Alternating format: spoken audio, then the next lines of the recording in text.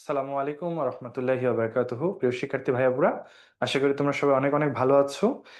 প্রথমে দুঃখ প্রকাশ করছি, আজকে আমাদের একটু টেকনিক্যাল প্রবলেমের কারণে একটু দেরি হলো। তো তোমরা আমাকে শুনতে পাচ্ছ কিনা এবং আমার এখানে স্ক্রিন ক্লিয়ারলি দেখতে পাচ্ছ কিনা একটু জানাও দেখি, তাহলে আমরা এখন শুরু করতে পারবো ইনশাআল্লাহ।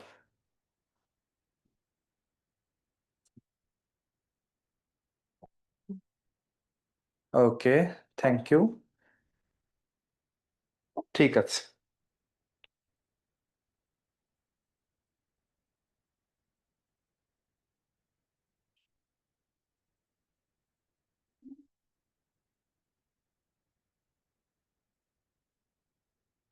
আচ্ছা, তোমরা বই নিয়ে বসো। আমরা আজকে এন্ডোপ্লাজমিক রেটিকুলাম এখান থেকে পড়বো। আমরা আজকে তিনটা অঙ্গাণু পড়বো: এন্ডোপ্লাজমিক রেটিকুলাম, মাইটোকন্ড্রিয়া, ক্লোরোপ্লাস্ট। তার মধ্যে মাইটোকন্ড্রিয়া এবং ক্লোরোপ্লাস্ট কিন্তু একদম রিটেনের পিওর টপিক। এখান থেকে প্রশ্ন আসবে, আমি মনে করো গ্যারান্টি দিয়ে দিলাম। হ্যাঁ। তো আমরা আজকে খুব ইম্পর্টেন্ট দুটো জিনিস পড়বো। তো আসো আমরা শুরু করি।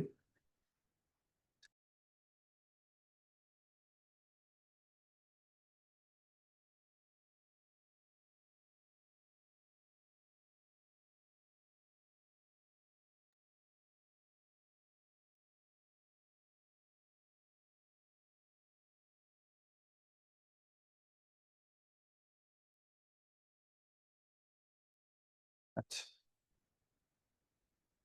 আয়শা বলেছো সেডিমেন্টেশন সহগ, এটা কি?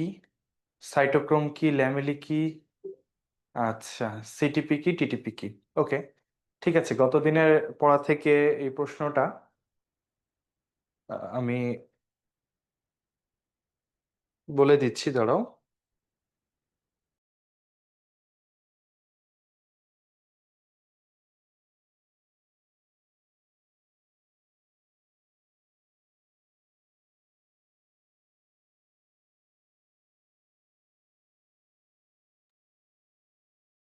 আচ্ছা, আজকে ইউটিউবে একটু প্রবলেমের কারণে তোমাদের হচ্ছে ফেসবুক গ্রুপে লাইভ দেওয়া হয়েছে, তোমরা ওখান থেকে লাইভ দেখতে পাবে।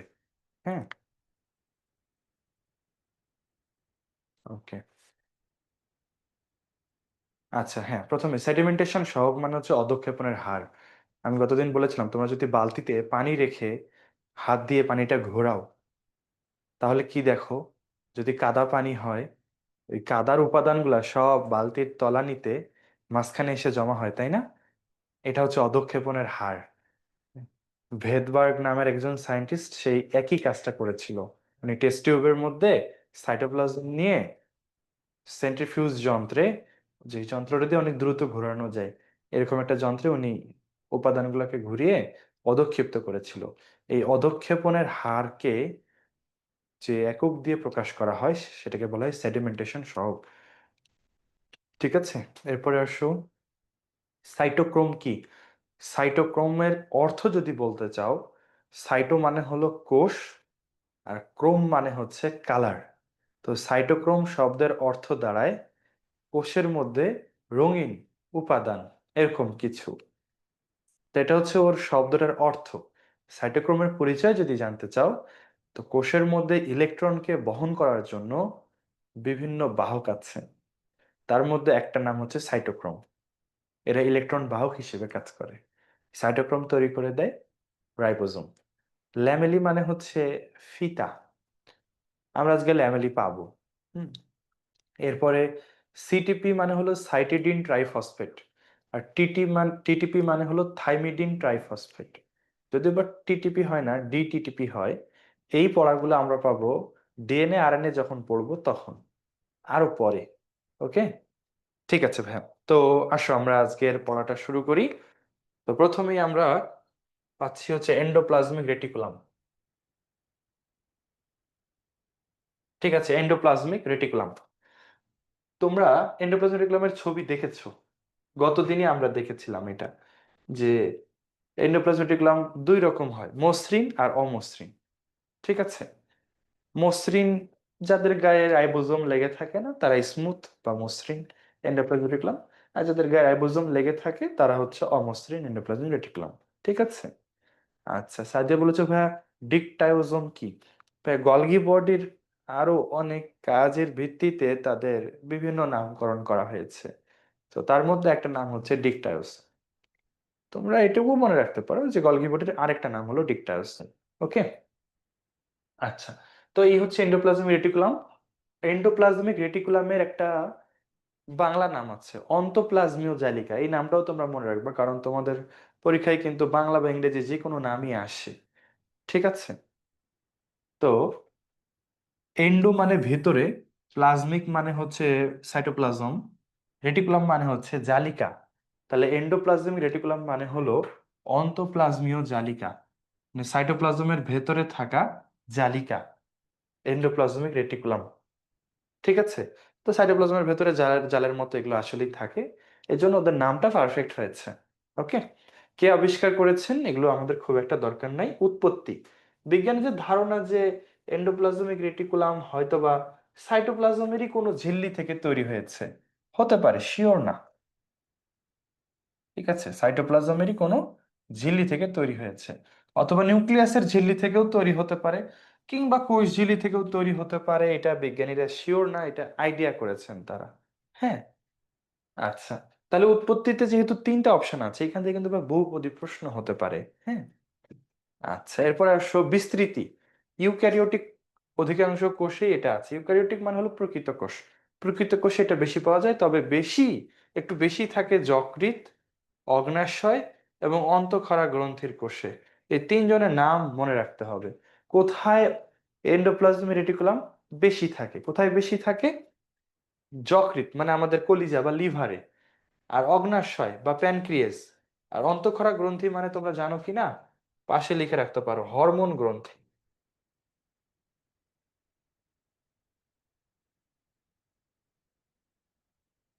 ঠিক আছে। হরমোন তৈরি করে যে গ্রন্থিগুলো, সেগুলোকে বলা হয় অন্তঃক্ষরা গ্রন্থি। ইংলিশে বলা হয় এন্ডোক্রাইন গ্ল্যান্ড।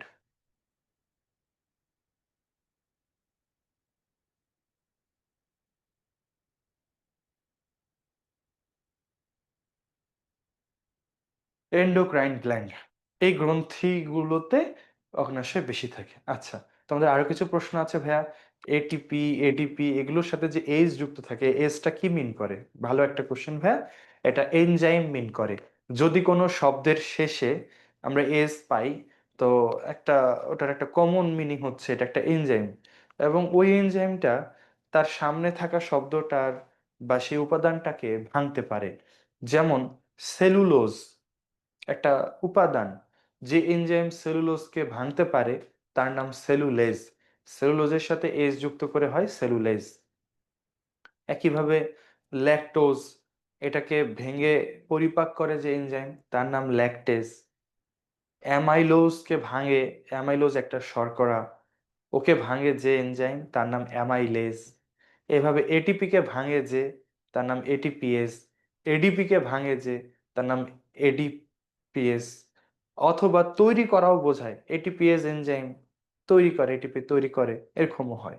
ঠিক আছে। আচ্ছা, তাহলে ভাই এস থাকলে এটা এনজাইম বোঝায়। ওকে।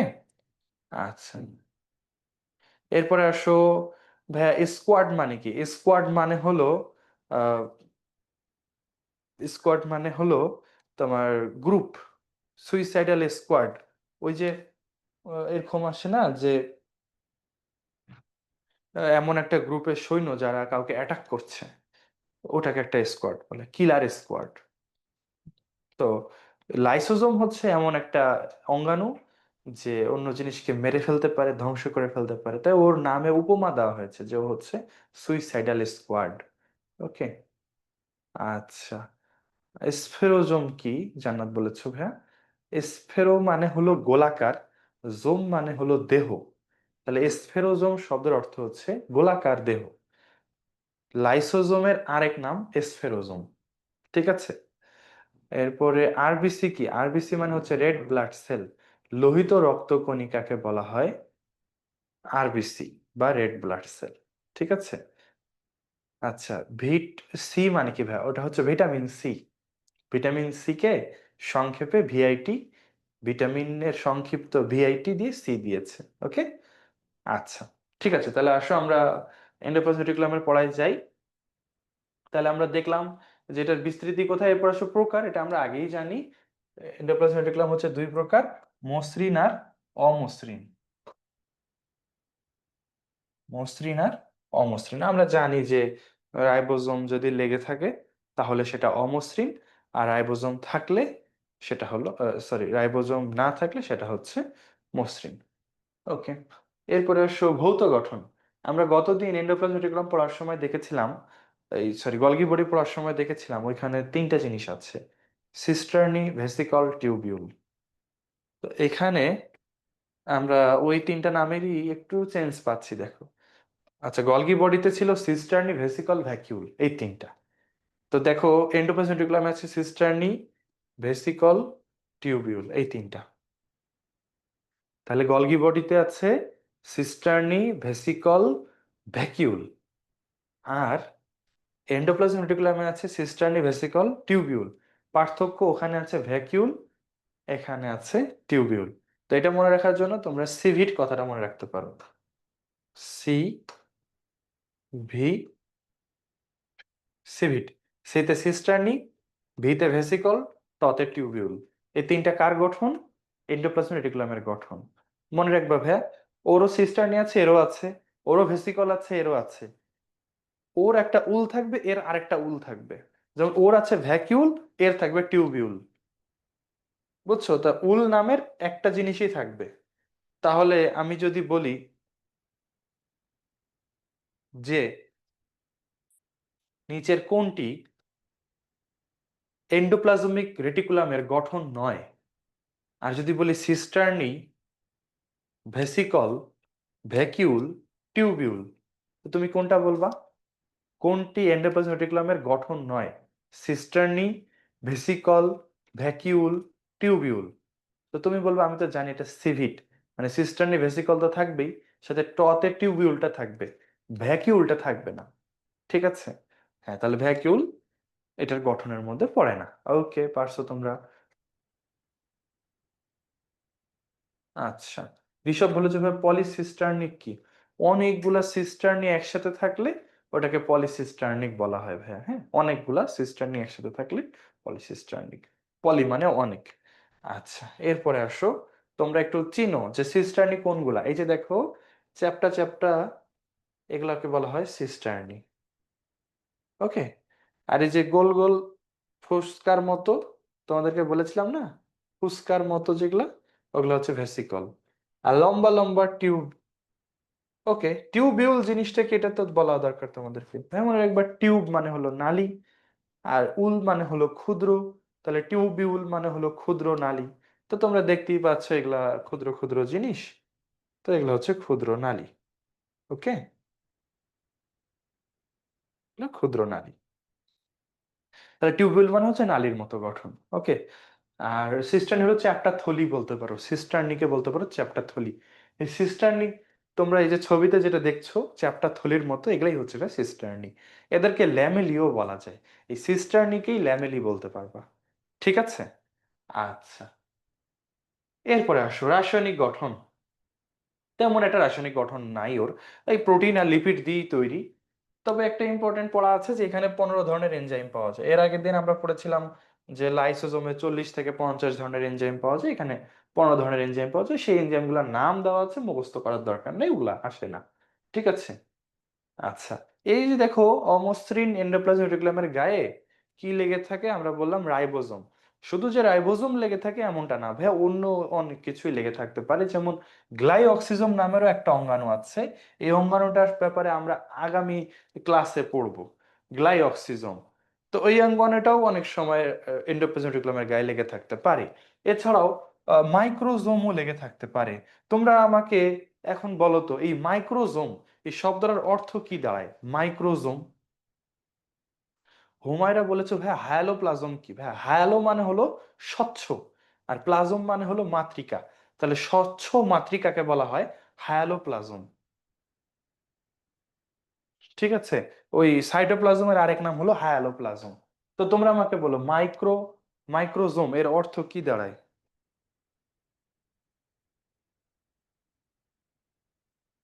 হ্যাঁ, ঋষভ বলেছে ভাই মাইক্রো মানে ছোট, জোম মানে দেহ। তাহলে মাইক্রোজোমের নাম কি দাঁড়াইলো? ছোট দেহ। তো ভাই কোষের মধ্যে অনেক এরকম ছোটখাটো জিনিস থাকে, ওদের আসলে নাম দেওয়ার সম্ভব না, কতই আর নাম দিবা, তাই না? তো তখন বিজ্ঞানীরা আর ওদেরকে নাম না দিয়ে সরাসরি মাইক্রোজোম বলে দেন। বুঝছো? তাহলে সবাই মনে রাখবো, মাইক্রোজোম কোনো স্পেসিফিক নাম না, মাইক্রোজোম মানে হলো ছোট দেহ। ওকে। আচ্ছা, তো তোমরাই বলো, রাইবোজোমকে কি মাইক্রোজোম বলা যাবে না? রাইবোজোম, ছোট ছোট গোল গোল জিনিস, ওটাকেও মাইক্রোজোম বলা যাবে, হ্যাঁ। আচ্ছা, জান্নাত বলছে ভাই টিউব লাইট কি নালি লাইট? হ্যাঁ হ্যাঁ, টিউব লাইট গুলো লম্বা না, পাইপের মতো, ওই যে, ঠিক আছে। হ্যাঁ। আচ্ছা, এরপর আসলে এন্ডোপ্লাজমিক রেটিকুলামের কাজ। প্রথম কথা, এটা প্রোটোপ্লাজমের কাঠামো হিসেবে কাজ করে, স্ট্রাকচার হিসেবে কাজ করে।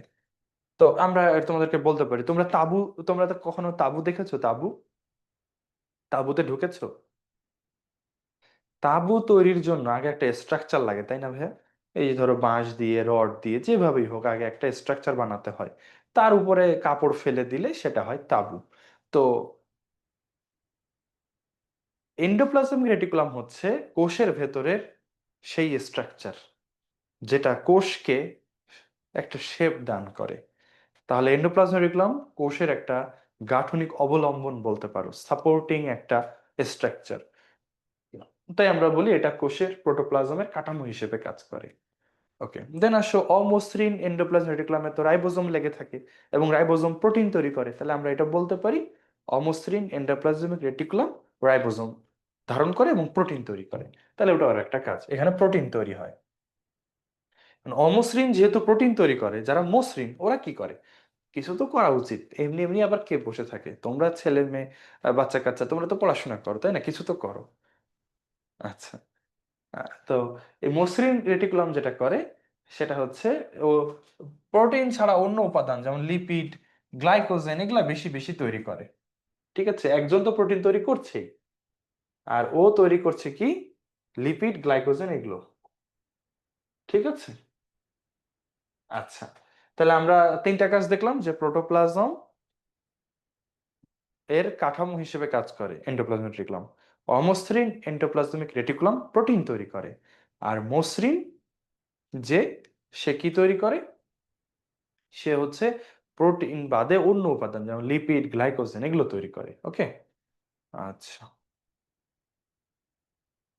এরপরে আসো, সুমাইয়া বলছে ভাই গ্লাইঅক্সিজমটা কি? গ্লাইঅক্সিজম একটা অঙ্গাণু, এই অঙ্গাণুটার ব্যাপারে আমরা আগামী কাল ক্লাসে পড়বো। আমাদের একটা অঙ্গাণুই আছে গ্লাইঅক্সিজম, সেই ক্লাসে পড়বো, আপাতত থাক, নেক্সট ক্লাসে পড়া। ওকে। এরপরে আসো, লিপিড এবং প্রোটিনের অন্তঃবাহক হিসেবে কাজ করে।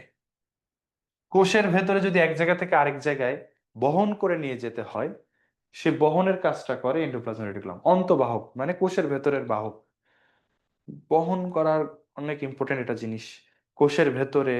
কোষের ভেতরটা কিন্তু ভাই স্থবির না, কোষের ভেতরে অঙ্গাণুগুলা অনেক কাজ করতেছে। এই যে আমি কথা বলতেছি, এর পেছনে শত শত হাজার হাজার কোষ, এর ভেতরে প্রচুর কাজকর্ম চলতেছে, যার কারণে আমি কথা বলতে পারতেছি, তোমরা মনোযোগ দিয়ে ক্লাস করতেছো।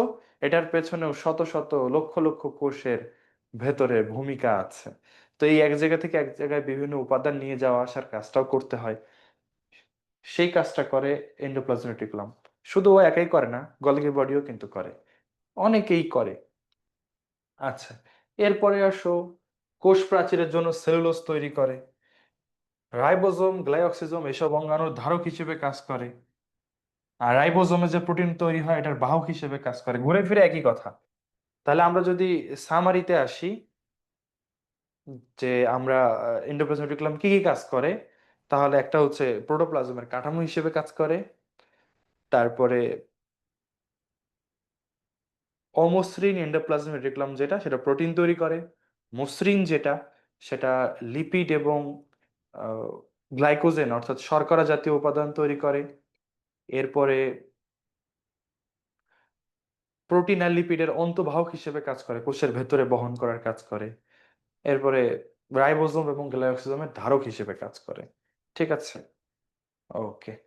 এরপরে আসো তোমাদের প্রশ্ন দেখি, কেন প্রোটোপ্লাজমের কাঠামো বলা হয়? কারণ ও প্রোটোপ্লাজমের স্ট্রাকচার দান করে। যদি কারো মাটির বাড়ি থাকে, এখন মাটির বাড়ি তো তোমাদের আর নাই, মাটির বাড়ি দেখারও সুযোগ তোমাদের নাই, ঠিক আছে? ধরো ভাই এটা একটা এন্ডোপ্লাজমিক রেটিকুলাম, এখানে আছে, এখানে আছে, এখানেও আছে, অনেক এরকম এন্ডোপ্লাজমিক রেটিকুলাম আছে, হ্যাঁ। তো কোষটা কেমন হবে সেটা ডিপেন্ড করছে আসলে কতগুলো এন্ডোপ্লাজমিক রেটিকুলাম আছে। তো মনে করো এই যে, তাহলে এই যে কোষের শেপটা কেমন হয়েছে না, পুরোপুরি কিন্তু গোল হয় নাই, এটা একটুখানি নিচটা চাপা হয়েছে, ওই দিকটা একটু এই পাশে গেছে এই পাশে গেছে, কেন? কারণ এখানে এন্ডোপ্লাজমিক রেটিকুলাম এভাবে আছে। তাই এন্ডোপ্লাজমিক রেটিকুলাম কিভাবে আছে তার উপর ডিপেন্ড করবে কোষটার আকৃতি কেমন হচ্ছে। তাই এন্ডোপ্লাজমিক রেটিকুলামকে কোষের কাঠামো বলা হয়, প্রোটোপ্লাজমের কাঠামো বলা হয়, কারণ ওর উপর ডিপেন্ড করে যে প্রোটোপ্লাজম বা কোষ কিভাবে থাকবে। বুঝেছো ভাইয়া? তাহলে কেন কাঠামো বলা হচ্ছে। আচ্ছা, এরপরের প্রশ্নটা দেখি।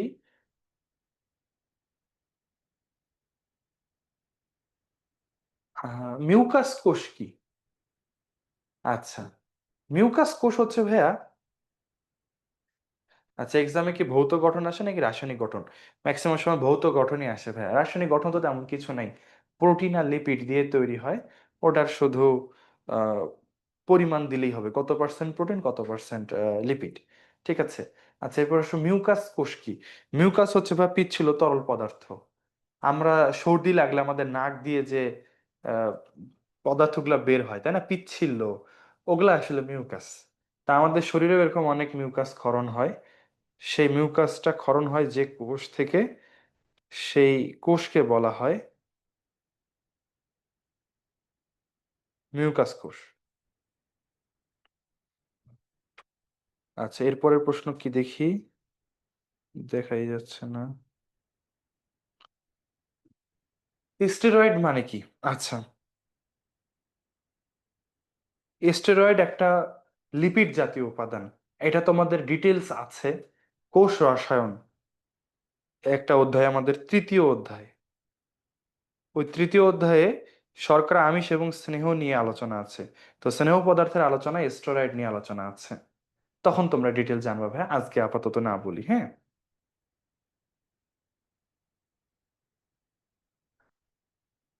আচ্ছা এরপরে আর প্রশ্ন আছে? ওকে, গ্লাইঅক্সিজম আবারও বলছি, তোমরা কি কথা মনোযোগ দিয়ে শোনো না দেখছো? আমি গ্লাইঅক্সিজম কি এটা তিনবারের মতো বললাম। এটা একটা অঙ্গাণু, এটা তোমাদের, আমরা আজকে যে অঙ্গাণুটা পড়তেছি সিরিয়ালে, এটা আছে 4 নম্বরে, দেখো 4 নম্বর অঙ্গাণু পড়তেছি, এন্ডোপ্লাজমিক রেটিকুলাম। গ্লাইঅক্সিজম হচ্ছে 12 নম্বর অঙ্গাণু।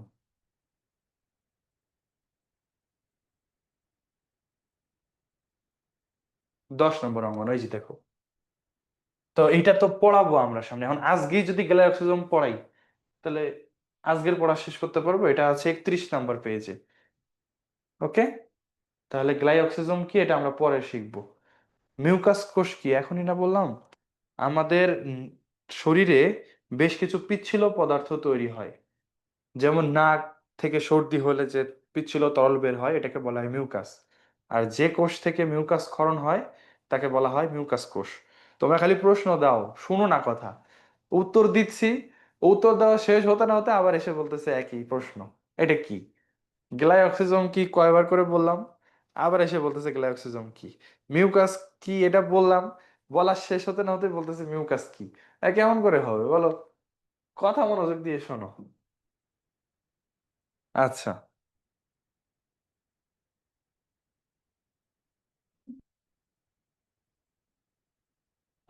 এরপরে প্রশ্ন হচ্ছে ডায়াফোরেজ এনজাইম কি? এটা একটু জটিল এনজাইম। হুম, ডিহাইড্রোজিনেজ এনজাইম। তোমাদের এনজাইম টপিকও এখনো পড়ানো হয়নি, এনজাইম টপিক সামনে আছে, তখন শিখবা। ডায়াফোরেজ এনজাইম ডিহাইড্রোজেনেস গ্রুপের এনজাইম। এই এনজাইমগুলো এনএডি, এনএডিপিএস এগুলো তৈরি করে। তো এগুলো জটিল জিনিস, এখনই বোঝার দরকার নাই, সামনে পড়বা। ঠিক আছে? তোমরা 9-10-এ এনএডি, এনএডিএস পড়ছো? এগুলা পড়ছো তো মনে হয়। Nicotinamide, adenine dinucleotide, NAD, NADH. NAD থেকে এনএডিএইচ তৈরিতে যে এনজাইম হেল্প করে তাকে বলা হয় ডায়াফোরেজ এনজাইম। ওকে, আচ্ছা। এরপরে আসো ভাইয়া, টেট্রাসাইক্লিন কি গত ক্লাসে বলছে, ওগুলো এখন পড়াবো না, ওটাও অনেক পরে আছে। টেট্রাসাইক্লিন একটা অ্যান্টিবায়োটিকের নাম। স্ট্রেপ্টোমাইসিন, টেট্রাসাইক্লিন এগুলো অ্যান্টিবায়োটিকের নাম। ক্লাস করলে কিছুটা পড়া সহজ হয়। ঠিক আছে, ক্লাস মনোযোগ দিয়ে করবা। বর্তুলাকার ফোসকাটা কি? এই যে এটা হলো বর্তুলাকার ফোসকা। ফোসকা মানে গোল গোল থলি, আর বর্তুলাকার মানে হলো গোলাকার না, অনেকটা গোলাকারের মতো। হ্যাঁ, কাইন্ড অফ গোলাকার। এটাকে বলা হয় বর্তুলাকার, গোলাকারের মতো। এন্ডোপ্লাজমিক কাজ সিকিউতে আসে না ভাই, এমনি এমসিকিউ এর জন্য পড়বা। এরপরে আসো এন্ডোপ্লাজমিক আর গলগি বডির পার্থক্য, এটা তোমরা রিডিং পড়ে নিও, আমি আর ওটাতে যাচ্ছি না। অমসৃণ আর মসৃণ এন্ডোপ্লাজমিক এর পার্থক্যটা পড়ে আসো। তো মনে রাখবা, প্রোটিন বিপাক হয়। বিপাক মানে আমরা আগের ক্লাসে পড়েছি কিন্তু। হ্যাঁ, বিপাক হচ্ছে সকল ধরনের জৈবিক কার্যাবলীকে একসাথে বলে বিপাক। প্রোটিন তৈরি, প্রোটিন ভাঙন, এটাকে বলে প্রোটিনের বিপাক। তো প্রোটিন বিপাক হয় বেশি অমসৃণে, আর ফ্যাট বিপাক হয় বেশি মসৃণ এন্ডোপ্লাজমিক। তো যেসব কোষে বেশি প্রোটিন বিপাক হয় সেগুলো হচ্ছে অগ্ন্যাশয় কোষ, মিউকাস কোষ, এইসব জায়গায় অমসৃণ রেটিকুলাম বেশি থাকে। আর পেশি কোষ, আমাদের মাংসপেশির কোষ, অ্যাড্রেনাল গ্রন্থির কোষ। তোমরা কি বলতে পারো অ্যাড্রেনাল গ্রন্থি কোন অঙ্গে আছে? এটা জানা আছে তোমাদের? তোমাদের 9-10 পড়ার পরে জানা থাকা উচিত যে অ্যাড্রেনাল গ্রন্থি কোথায় আছে। অগ্ন্যাশয়ে? গলা চিপে ধরে মেরে ফেলবো?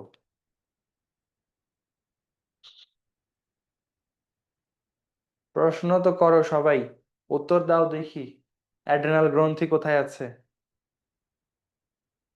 তোমাদের মেসেজগুলো ওপেন করে দিই, তোমরা তোমাদের প্রশ্ন দেখবা এবং তোমরা তোমাদের রিপ্লাইও দেখবা।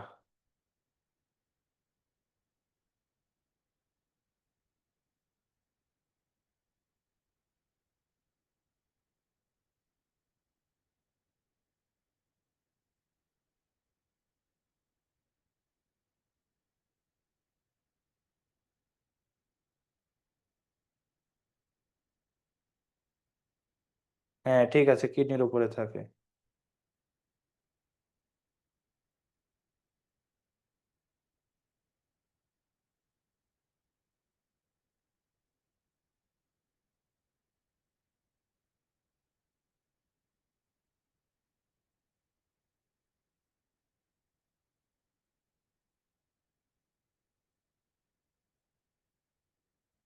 ঠিক আছে, কিডনির উপরে থাকে, ওকে। তাহলে অ্যাড্রেনাল, আসলে রেনাল বলতে কিডনি বোঝায়, বুঝছো?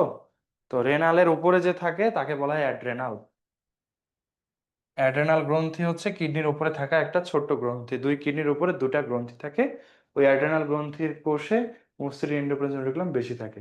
শুক্রাশয়ের লিডিক কোষ, আমাদের শুক্রাশয় মানে হচ্ছে টেস্টিস, ছেলেদের যেখান থেকে শুক্রাণু তৈরি হয় ওটাকে বলে শুক্রাশয়। আর মেয়েদের যেখান থেকে ডিম্বাণু তৈরি হয় ওটাকে বলে ডিম্বাশয়। তো শুক্রাশয়ের মধ্যে বেশ কিছু কোষ থাকে। তার মধ্যে একটা কোষ আছে, একটা একটা হরমোন আছে, টেস্টোস্টেরন হরমোন। সেই হরমোনটা ক্ষরণ করে এই লেডিক কোষ। তো শুক্রাশয়ের একটা বিশেষ কোষ নাম হলো লেডিক কোষ, সে কি করে, ছেলেদের প্রধান হরমোন যেটা টেস্টোস্টেরন, ওইটা তৈরি করে। ওকে, ওকে, ঠিক আছে। তাহলে কি কোনটা কোথায় বেশি থাকে এটা পড়তে হবে, এর পরেরগুলো অতটা ইম্পর্টেন্ট না। অমসৃণে তো রাইবোজোম যুক্ত থাকে, মসৃণে রাইবোজোম যুক্ত থাকে না। এরপরে এটাতে মেইনলি সিস্টার্নিয়া টিউবিউল থাকে, ওখানে থাকে টিউবিউলার ভেসিকল। যাই হোক, এরা অমসৃণের মেইন কাজ হচ্ছে প্রোটিন তৈরি এবং এনজাইম তৈরি। আর এরা ক্যালসিয়াম সঞ্চয় করে। আর এর কাজ হচ্ছে ফ্যাট, গ্লাইকোজেন এবং হরমোন তৈরি। আর এরা ক্যালসিয়াম মুক্ত করে, ক্যালসিয়াম ও জমা করে ও বের করে। ঠিক আছে। এই যে তোমাদের অসুখ বিসুখ কি বলো, এই যে মেসেজটা ওপেন করছি, আদমজির কে আসো, টাঙ্গাইল সদরের কেউ আসো, কেন? সবাই তো বাংলাদেশেই আসো। তোমরা পোলাপাইন ভালো হবে না। ঠিক আছে, আসো। পরের কোষটা পড়ি, পরের পড়াটা পড়ি, মাইটোকন্ড্রিয়া। ঠিক আছে। আচ্ছা, তো আমরা একটা টপিক পড়লাম জাস্ট।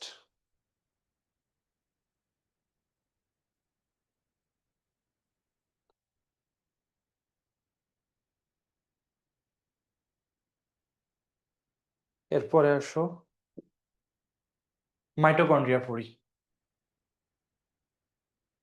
মাইটোকন্ড্রিয়াকে বলা হয় পাওয়ার হাউস। এটা অবশ্য খুবই সহজ পড়া, তোমরা অনেকবার মাইটোকন্ড্রিয়া পড়েছো। আশা বলেছ আর ই আর এসি আর মানে কি, আরে এটা তো তোমাদেরকে বলাই হয় নাই। আসলে রাফ এন্ডোপ্লাজমিক রেটিকুলাম। এই যে আর ই আর মানে হলো রাফ এন্ডোপ্লাজমিক রেটিকুলাম, রাফ মানে হলো অমসৃণ এন্ডোপ্লাজমিক রেটিকুলাম। আর এস ই আর এটা তো হলো স্মুথ, স্মুথ এন্ডোপ্লাজমিক রেটিকুলাম। ঠিক আছে। ওকে। এরপরে আসো মাইটোকন্ড্রিয়া। মাইটোকন্ড্রিয়া আমরা জানি যে এটা হচ্ছে পাওয়ার হাউস বা শক্তি ঘর বলা হয় এটাকে। শক্তি উৎপাদন করার জন্য যত ধরনের চক্র, অনেক আছে, কয়টা নাম দেখো। ক্রেবস চক্র, ফ্যাটি অ্যাসিড চক্র, ইলেকট্রন ট্রান্সপোর্ট চেইন, এই সবগুলা হয় মাইটোকন্ড্রিয়াতে। ঠিক আছে। এরপরে আসো মাইটোকন্ড্রিয়ার আবিষ্কার ও নামকরণ পড়ি। মাইটোকন্ড্রিয়ার আবিষ্কার ও নামকরণ, প্রথম কথা হচ্ছে মাইটোকন্ড্রিয়া কিন্তু একদিনে আবিষ্কার হয়নি। কলিকার নামের একজন সায়েন্টিস্ট প্রথম মাইটোকন্ড্রিয়ার অস্তিত্ব পর্যবেক্ষণ করেন এবং নাম দেন সার্কোজোম। উনি মাইটোকন্ড্রিয়া পূর্ণাঙ্গভাবে আবিষ্কার করতে পারেন নাই, একটু পর্যবেক্ষণ করেছিলেন। তো কলিকারকে কলিকার নামের সায়েন্টিস্ট মাইটোকন্ড্রিয়াকে নাম দেন সার্কোজোম। ওয়াল্টার ফ্লেমিং উনি সুতার মতো মাইটোকন্ড্রিয়া দেখেছিলেন, সুতার মতো মাইটোকন্ড্রিয়া, এবং উনি এটার নাম দেন ফিলা। ফিলামেন্ট মানে হলো সুতা, সুতার মতো মাইটোকন্ড্রিয়াকে উনি ফিলামেন্ট থেকে ফিলা নাম দিয়েছিলেন। আমাদের পরীক্ষায় আসে যে মাইটোকন্ড্রিয়াকে ফিলা নামকরণ করেন কোন বিজ্ঞানী। ওকে।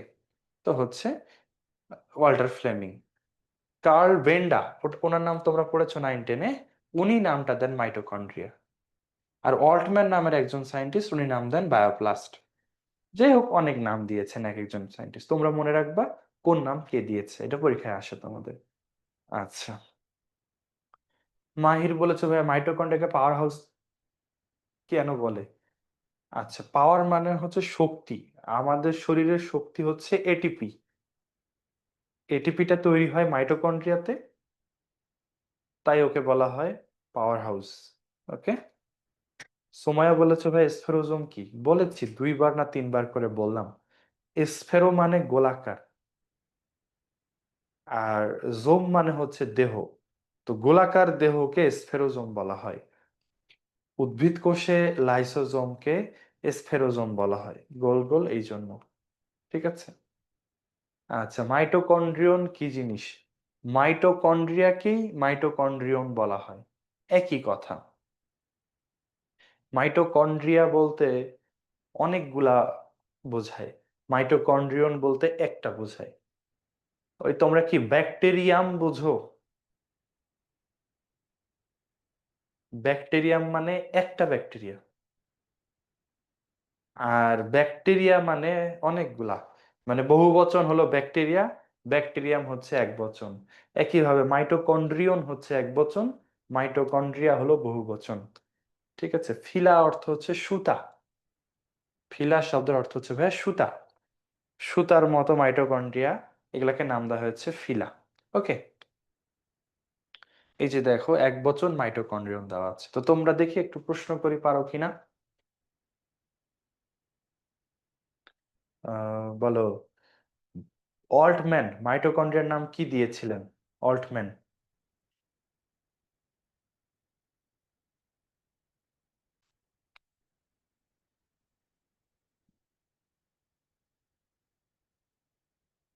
ওকে, বায়োপ্লাস্ট। ঠিক আছে। আর মাইটোকন্ড্রিয়ার নাম দিয়েছেন কে?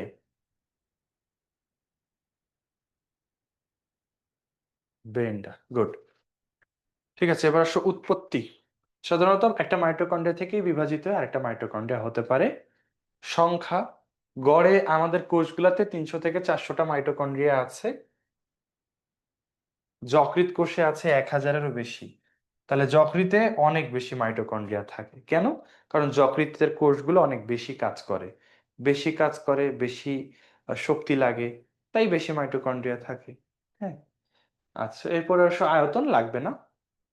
সাধারণত একটা কোষের টোটাল আয়তনের 20% আয়তন হচ্ছে মাইটোকন্ড্রিয়া দখল করে। ওকে। এরপর আসো মাইটোকন্ড্রিয়ার ভৌত গঠন। আবরণী। ওকে, মাইটোকন্ড্রিয়ার ভৌত গঠন তোমাদের রিটেনের টপিক, পরীক্ষায় প্রচুর আসছে। মাইটোকন্ড্রিয়ার গঠন চিত্র সহ অঙ্কন করো। তো তোমরা কি মাইটোকন্ড্রিয়া আঁকতে পারো ভাইয়া পুরা?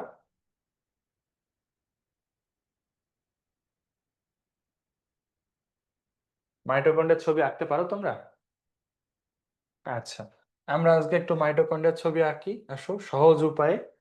তোমরা খাতা বের করো, আসো মাইটোকন্ড্রিয়ার গঠনটাও পড়া এবং আঁকা আমরা দেখে নিই।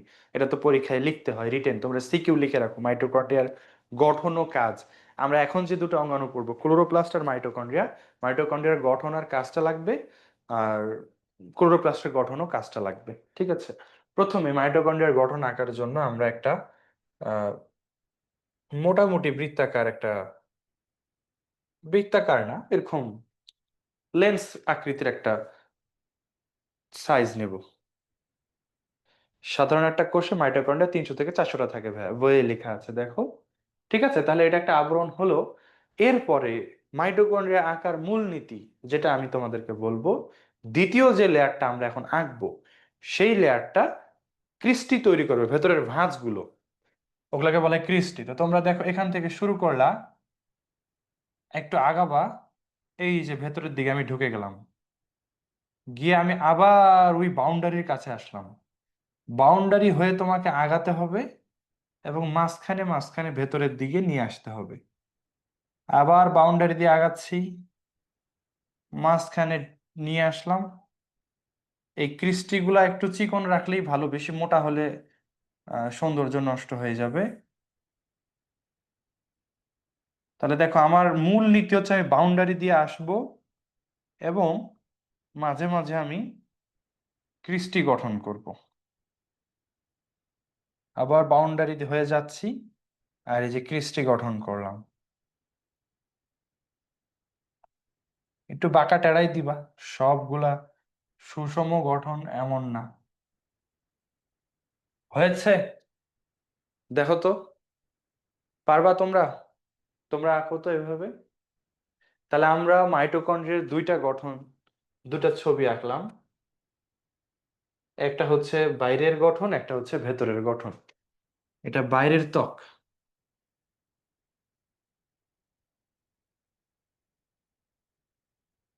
বাইরের আবরণ, আর এটা ভেতরের আবরণ।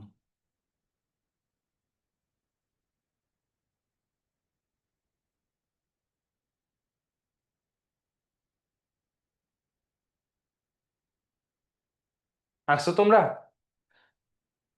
গ্রুপে ছবি দিবা কে কেমন মাইটোকন্ড্রিয়া আঁকছো, দেখবো। ঠিক আছে, হোমওয়ার্ক থাকলো। এরপরে মাইটোকন্ড্রিয়ার ভেতরে ক্রিস্টি বরাবর অক্সিজোম থাকবে। ছোট ছোট গোল গোল গঠনগুলাকে বলা হয় অক্সিজোম। অনেক কোটি কোটি দেওয়ার দরকার নেই, অল্প করে দিবা, বেশি সময় নষ্ট করার দরকার নেই। বুঝছো তো? অল্প করে দিবা, এরকম গোল গোল ছোট ছোট ক্ষুদ্র ক্ষুদ্র অংশ থাকে, এগুলোকে বলা হয় অক্সিজোম। এরপরে মাইটোকন্ড্রিয়া এক সময় ব্যাকটেরিয়া ছিল। ব্যাকটেরিয়া থাকার সময় ওর বৃত্তাকার ডিএনএ ছিল, এবং যেহেতু সে এখন অঙ্গাণু হয়ে গেছে, কিন্তু তার ডিএনএ এখনো রয়ে গেছে, তাহলে এখনো বৃত্তাকার ডিএনএ রয়ে গেছে। আর 70s রাইবোজোমও রয়ে গেছে, তো মাঝে মাঝে এরকম গোল গোল দিবা, এগুলো বোঝাবে যে এগুলো হচ্ছে 70s রাইবোজোম। আর মাইটোকন্ড্রিয়ার ভেতরে তরল উপাদান থাকবে, এই তরল উপাদানকে বলা হয় ম্যাট্রিক্স। এই ডট ডট ডট ডট দিয়ে এর তোমরা ম্যাট্রিক্স বুঝাই দিবা, হ্যাঁ। তো মাইটোকন্ড্রিয়ার ছবি কিন্তু আমরা মোটামুটি এঁকে ফেললাম। মাইটোকন্ড্রিয়ার গঠন পরীক্ষায় যখন আসবে, ছবিটা অবশ্যই দিতে হবে। ছবি চাইলেও দিতে হবে, না চাইলেও দিতে হবে, বুঝছো ভাইয়া পুরা? তারপরে মার্কিং করতে হবে। মার্কিং না করলে, লেভেলিং না করলে টিচাররা কেটে দিবে। তাহলে এটার নাম হলো ক্রিস্টি। মাইটোকন্ড্রিয়ার ভেতরের দিকে ভাঁজ হয়ে যে আঙ্গুলের মতো অভিক্ষেপ তৈরি করে, এগুলোকে বলা হয় ক্রিস্টি। তারপরে এগুলোকে বলবো আমরা অক্সিজম।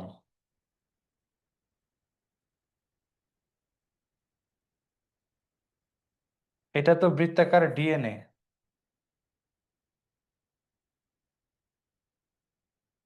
আর এগুলো হচ্ছে ম্যাট্রিক্স।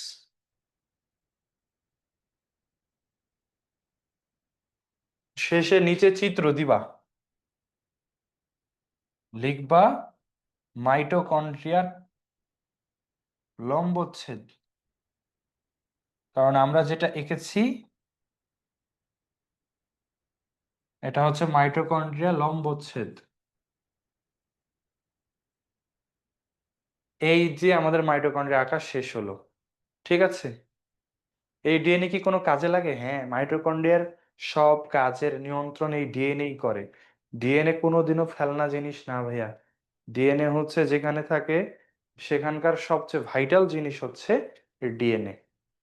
সবচেয়ে আহ, কার্যকরী জিনিস হচ্ছে ডিএনএ। ওকে, আচ্ছা। এরপরে আসো, ডানে মার্কিং করা লাগবে, হ্যাঁ। মার্কিং গুলা ডান দিয়ে করাটাই নিয়ম, ডান দিকে লেখা ভালো। ওকে, তাহলে আমাদের মাইটোকন্ড্রিয়ার ছবিটা আমরা দেখলাম কিভাবে আঁকতে হবে। চলো আমরা আমাদের বইয়ের পড়ার গঠনে চলে যাই। তো এগুলো এখন আর অত বেশি তোমাদের কাছে জটিল লাগবে না আশা করি। প্রথমে এই যে আবরণী, প্রতিটা মাইটোকন্ড্রিয়া লিপোপ্রোটিন মানে লিপিড আর প্রোটিন দিয়ে তৈরি হয় আবরণটা, এটাকে বলা হয় সংক্ষেপে লিপোপ্রোটিন। ঠিক আছে। ভিতরে কি ফোঁটা দিবা? হ্যাঁ, ভিতরে তো ফোঁটা দিতে হবেই। লিপোপ্রোটিন বাইলেয়ার দিয়ে তৈরি, হ্যাঁ। আচ্ছা। এরপরে প্রকোষ্ঠটা, তোমরা দেখলা ওর দুটা প্রকোষ্ঠ আছে। একটা হচ্ছে এই যে দেখো, দুই মেমব্রেনের মাঝখানের একটা ফাঁকা জায়গা, এটা হচ্ছে বহিস্থ প্রকোষ্ঠ। আর ক্রিস্টির ভেতরে ফাঁকা জায়গা, এটা হচ্ছে অন্তঃস্থ প্রকোষ্ঠ। প্রকোষ্ঠ মানে জায়গা, ঠিক আছে।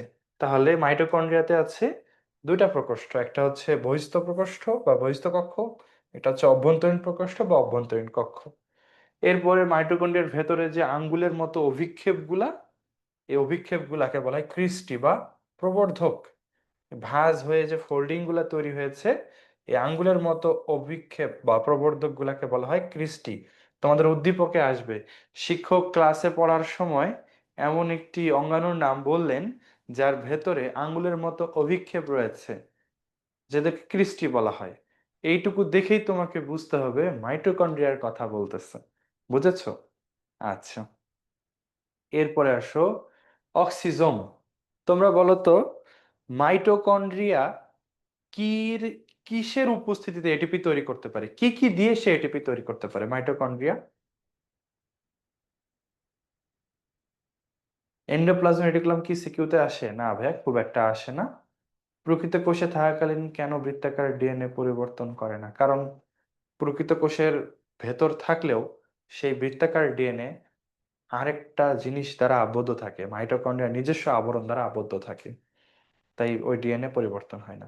আচ্ছা, তোমাদেরকে আমি একটা প্রশ্ন করেছিলাম যে মাইটোকন্ড্রিয়া কি কি থাকলে এটিপি তৈরি করতে পারে। মাইটোকন্ড্রিয়া কি এমনি এমনি এটিপি তৈরি করতে পারে?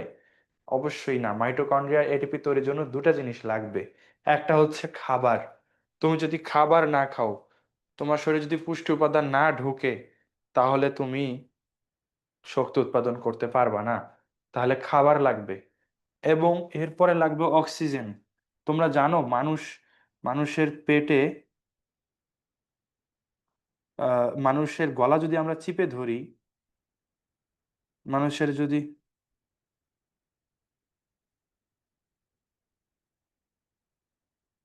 মানুষ কেন মারা যায় বলো তো? মানুষের গলা চেপে ধরলে মানুষ কেন মারা যায়?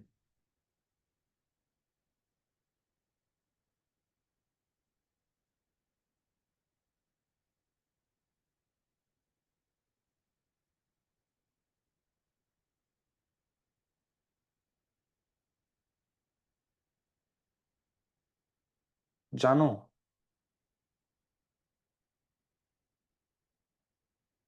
শ্বাস নিতে না পেরে কি হয়?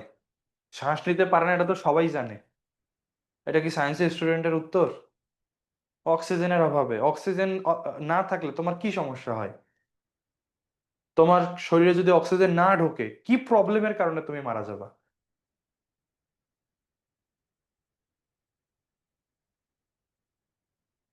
আচ্ছা ওয়াসিমা, তুমি প্রথম ক্লাস করেছিলে না আপু?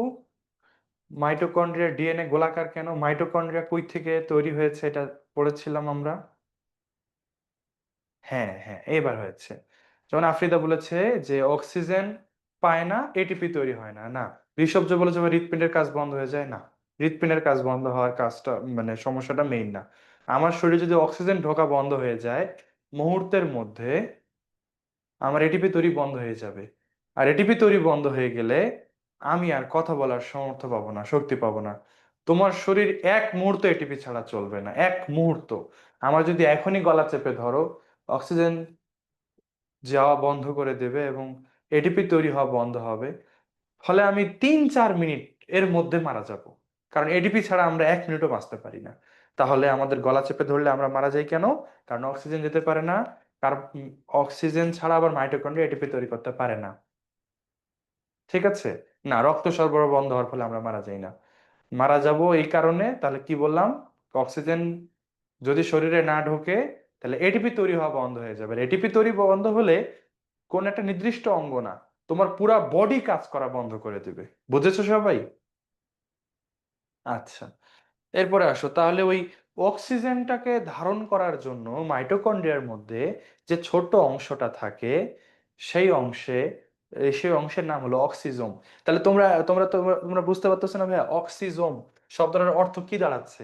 অক্সিজোম শব্দটার অর্থ কি দাঁড়াচ্ছে?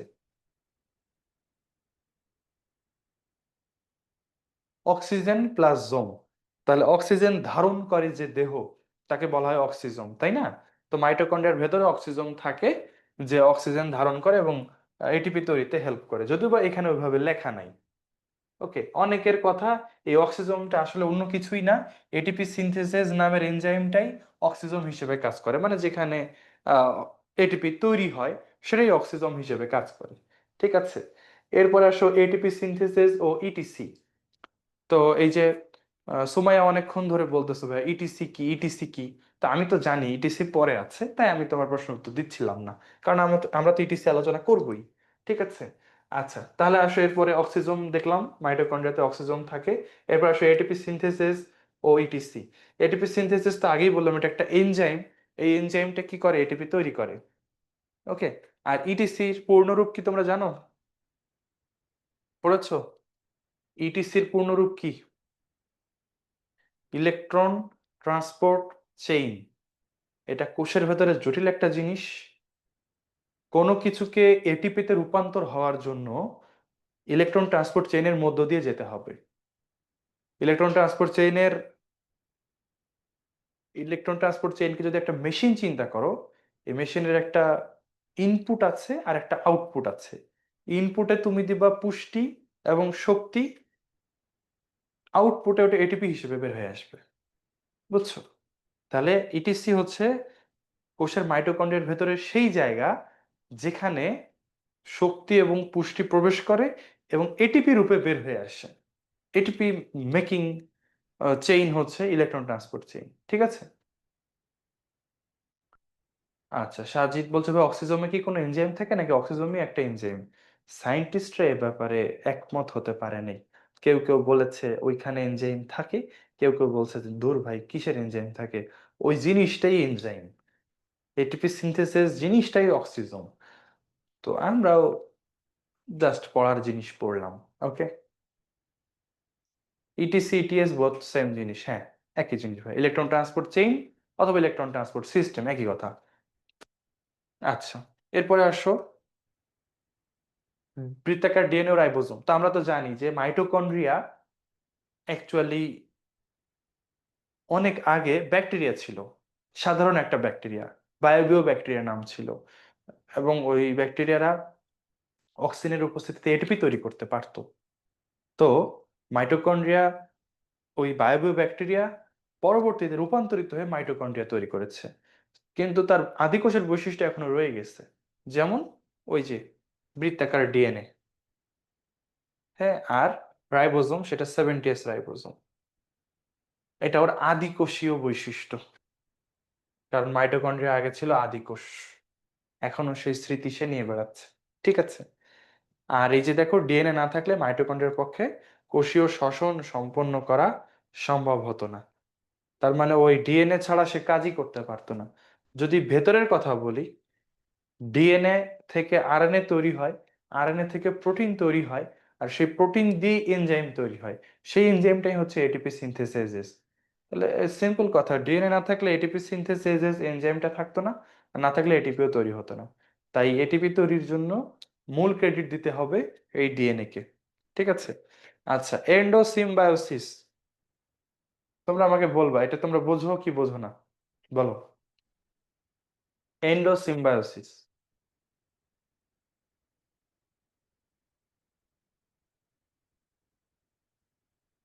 ওকে, থ্যাংক ইউ।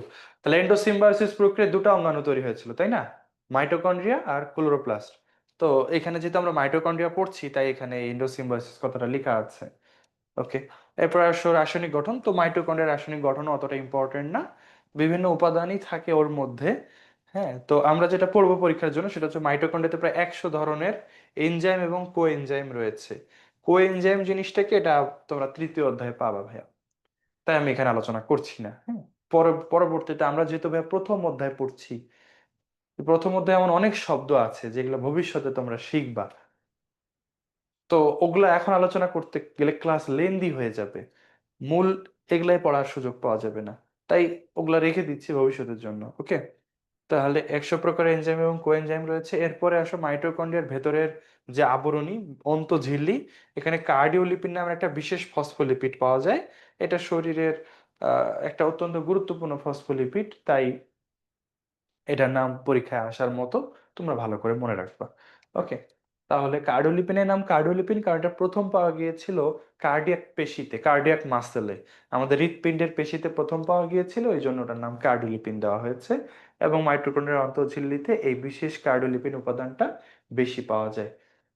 ওকে, আচ্ছা, ফসফোলিপিড কি? ওকে, হাসান আল মামুন ভাইয়া, তোমার প্রতি অনুরোধ, তুমি প্রথম দিকের ক্লাসগুলা করবা। হ্যাঁ, আমরা তৃতীয় ক্লাসে মনে হয় পড়েছিলাম কোষঝিল্লির গঠনে ফসফোলিপিড থাকে। ফসফেট এবং লিপিড দুটা উপাদান একসাথে হয়ে তৈরি করে ফসফোলিপিড। ঠিক আছে, ফসফোলিপিড আমাদের শরীরে একটা ইম্পর্টেন্ট উপাদান। তোমার আমার প্রত্যেকটা কোষঝিল্লিতে ফসফোলিপিড আছে। আচ্ছা, ফসফেট আর লিপিড একসাথে ফসফোলিপিড। আর কোএনজাইম যদি একটু অল্প করে বলি, তো কোএনজাইম হচ্ছে এনজাইমের মতোই, কিন্তু ওটার সাথে এনজাইম ছাড়াও আরো কিছু উপাদান যুক্ত থাকে, এটা হচ্ছে কোএনজাইম। লেসিথিন কি ভাইয়া, সোমেয়া বলেছো? আচ্ছা, তোমাদের প্রতি অনুরোধ, যারা নতুন আসছো তারা একটু পুরাতন ক্লাসগুলা করবা, কারণ পুরাতন ক্লাসে অনেক কিছু আমরা আলোচনা করে এসেছি যেগুলো আমি এখন আর বলছি না, কারণ পুরাতনদের এগুলো জানার কথা, আমি ওগুলো সরাসরি স্কিপ করে যাচ্ছি। এবং তোমরা যারা নতুন তারা বুঝতে পারছো না, তোমরা গ্রুপে একটু বলবা যে ভাই আমাদেরকে পুরাতন ক্লাসগুলা দেন, তাহলে ওগুলা করলে তোমরা এই কথাগুলো বুঝতে পারবা। ঠিক আছে, আচ্ছা, লেসিথিন একটা ফসফোলিপিড। ফসফোলিপিড অনেক রকমই হতে পারে, ফসফেট এবং লিপিড সাথে একসাথে যুক্ত হয়ে যে যৌগ তৈরি হয় সেটা হচ্ছে ফসফোলিপিড। লিসিথিন একটা ফসফোলিপিড, সেফালিন একটা ফসফোলিপিড, প্লাজমালোজেন একটা ফসফোলিপিড, ফসফাটাইডিক একটা ফসফোলিপিড। তোমরা তো বাচ্চা, তোমাদের এখনো অনেক জানার বাকি, বই আস্তে আস্তে শিখবা, ঠিক আছে? তাহলে লেসিথিন, সেফালিন, আরো নাম বললাম কি, প্লাজমালোজেন, হ্যাঁ, ফসফাটাইডিক অ্যাসিড, এগুলো হচ্ছে ফসফোলিপিড। তার মধ্যে এখানে লেসিথিন আর সেফালিনের নাম দেওয়া আছে। এগুলো মাইটোকন্ড্রিয়াতে থাকে। আর হ্যাঁ, আমাদের শরীরে প্রচুর পরিমাণে লিপিড জাতীয় উপাদান থাকে, ঠিক আছে ভাইয়া? এবং লিপিডের অনেক ভূমিকা আছে, বিশেষ প্রয়োজন বলতে কি অনেক ভূমিকা আছে, সেগুলো তোমরা ধীরে ধীরে শিখবা। আচ্ছা, আমাদের আসলে বায়োলজির সকল জ্ঞান এই একটা ক্লাসে বা একটা টপিকে আলোচনা করার সুযোগ নেই। আমরা যেটা করতে পারি, যখন যেটা পড়া আছে যতটুকু লাগবে সেটা শিখতে পারি। কারণ এখানেই এমন অনেক পড়া আছে যেগুলো তোমরা নামই শোনো নি, সেগুলো শিখতে হবে এখন। যেমন অ্যাপোপ্টোসিস, নাম শুনেছো? শোনার কথা না। এখানে আছে অক্সিডেটিভ ফসফোরাইলেশন। এই জিনিসগুলা এখন তোমাদেরকে আমি শেখাবো, যেগুলো তোমাদের জানা দরকার। ওকে? আর মনে করো লেসিথিন কি, সেফালিন কি, এগুলো যদি এখন নাও জানো প্রবলেম নাই, কিন্তু অক্সিডেটিভ ফসফোরাইলেশন কি, অ্যাপোপ্টোসিস কি, এগুলো জানতে হবে। আসো আমরা দেখি ভাই। তো মাইটোকন্ড্রিয়ার কাজ, এটা সিকিউ লিখে রাখো, হ্যাঁ? এটাও সৃজনশীলে আসে, এটাও সৃজনশীলে আসে। আসো। তো প্রথম কথা হচ্ছে, কোষের সব শক্তি উৎপাদন করে কে? মাইটোকন্ড্রিয়া, এটা তো আমরা জানি। শক্তি উৎপাদনের জন্য যে এনজাইম গুলা লাগবে সেগুলো ধারণ করে কে? মাইটোকন্ড্রিয়া করে। শক্তি উৎপাদনের জন্য যে চক্রগুলা সম্পন্ন হয়, যেমন ক্রেবস চক্র, ইলেকট্রন ট্রান্সপোর্ট চেইন, এগুলো ধারণ করে কে? মাইটোকন্ড্রিয়া। এরপরে আসো অক্সিডেটিভ ফসফোরাইলেশন। এই তোমরা ফসফোরাইলেশনের মানে জানো, আমি তো এটা পড়েছি, তোমাদের এসএসসির বইয়ে ছিল, তাই না? ফসফোরাইলেশন মানে কি? যুক্ত করার প্রক্রিয়া। ফসফেট যুক্ত করার প্রক্রিয়াকে বলা হয় ফসফোরাইলেশন, তাই না? যেমন অ্যাডেনোসিন ডাইফসফেটের সাথে একটা ফসফেট যুক্ত করলে অ্যাডেনোসিন ট্রাইফসফেট হয়। এইটা প্রক্রিয়ার নাম হলো ফসফোরাইলেশন। সহজ না? জিনিসটা তো জটিল না। তা আমি যদি বলি অক্সিডেটিভ ফসফোরাইলেশন, আচ্ছা তার আগে আমি বলি, যদি ফটোফসফোরাইলেশন, তাহলে বলো তো কিসের প্রভাবে ফসফেট যুক্ত হওয়ার প্রক্রিয়া হলো ফটোফসফোরাইলেশন? কিসের প্রভাবে? আলোর প্রভাবে। Very good. তাহলে আলোর উপস্থিতিতে এটিপি তৈরির প্রক্রিয়াকে বলা হয় ফটোফসফোরাইলেশন।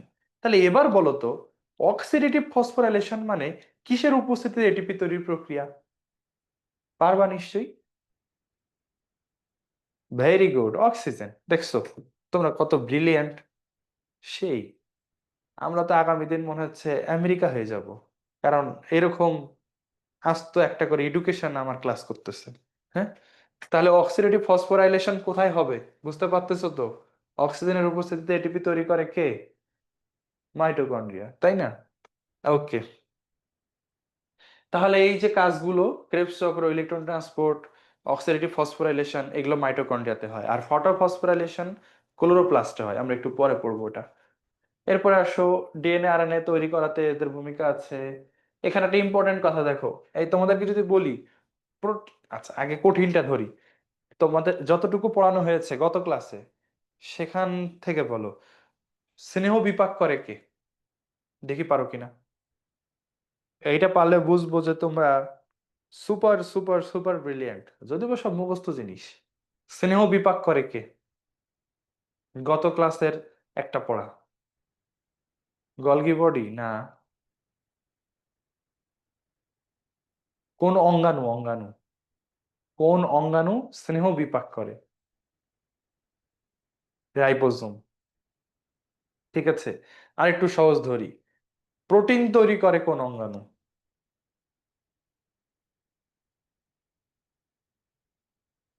Right, ribosome. ঠিক আছে, পড়াশোনা করার দরকার নেই আমার আর, তোমরা তো সবই পারো, আর পড়ায় কি লাভ, তাই না? আর পড়ানোর কি দরকার, সবই তো পারো। তো আমি যদি বলি যে এই যে প্রোটিন সংশ্লেষণ করা, স্নেহ বিপাক করা, এগুলো মাইটোকন্ড্রিয়ার কাজ, তা ঠিক না ভুল?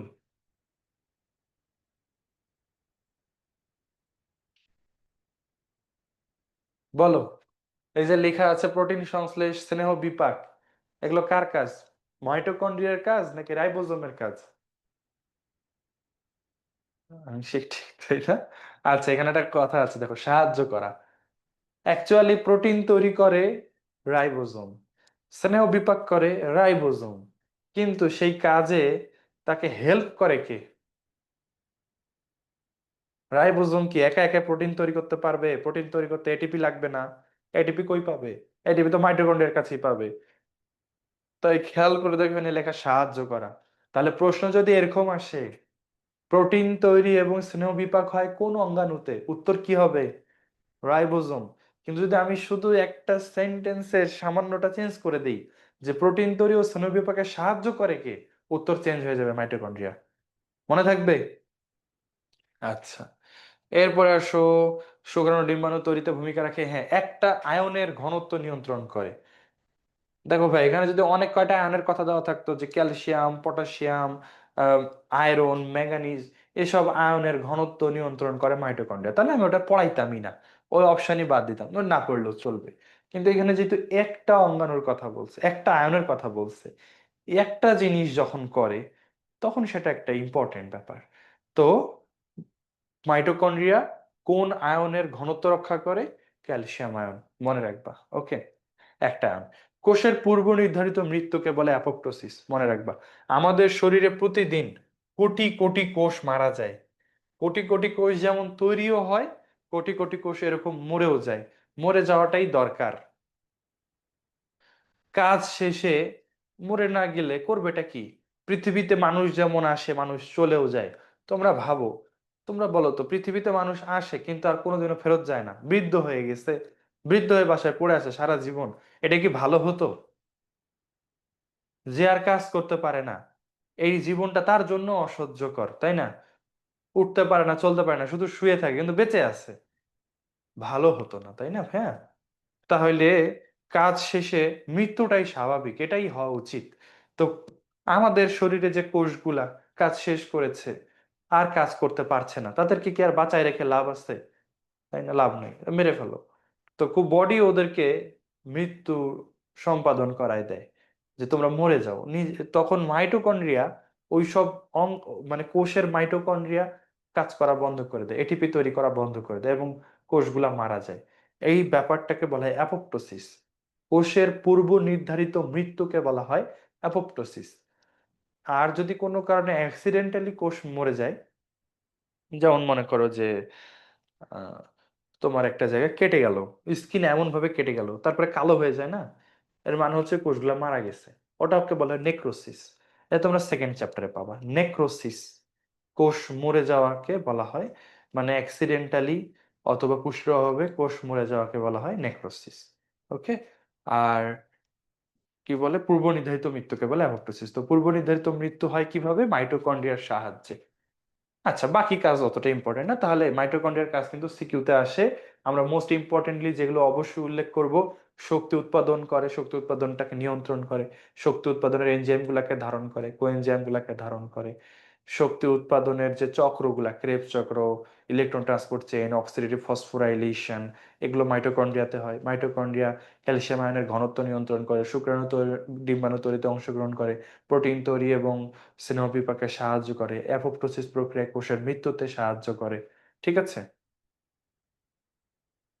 ওকে, তারপরে আসো, এরপরে আসো মাইটোকন্ড্রিয়ার ডিএনএ তে যে থাকে না, মাইটোকন্ড্রিয়ার ডিএনএ তে মিউটেশন হতে পারে। হ্যাঁ, মিউটেশন কি তোমরা জানো? আইডিয়া আছে? বলো তো, মিউটেশন, মিউটেশন কি? যদিও বা আমরা ডিএনএ যখন পড়বো তখন আমরা মিউটেশন দেখব। আপাতত বলো যে মিউটেশন মানে কি, তোমাদের আইডিয়া আছে কিনা?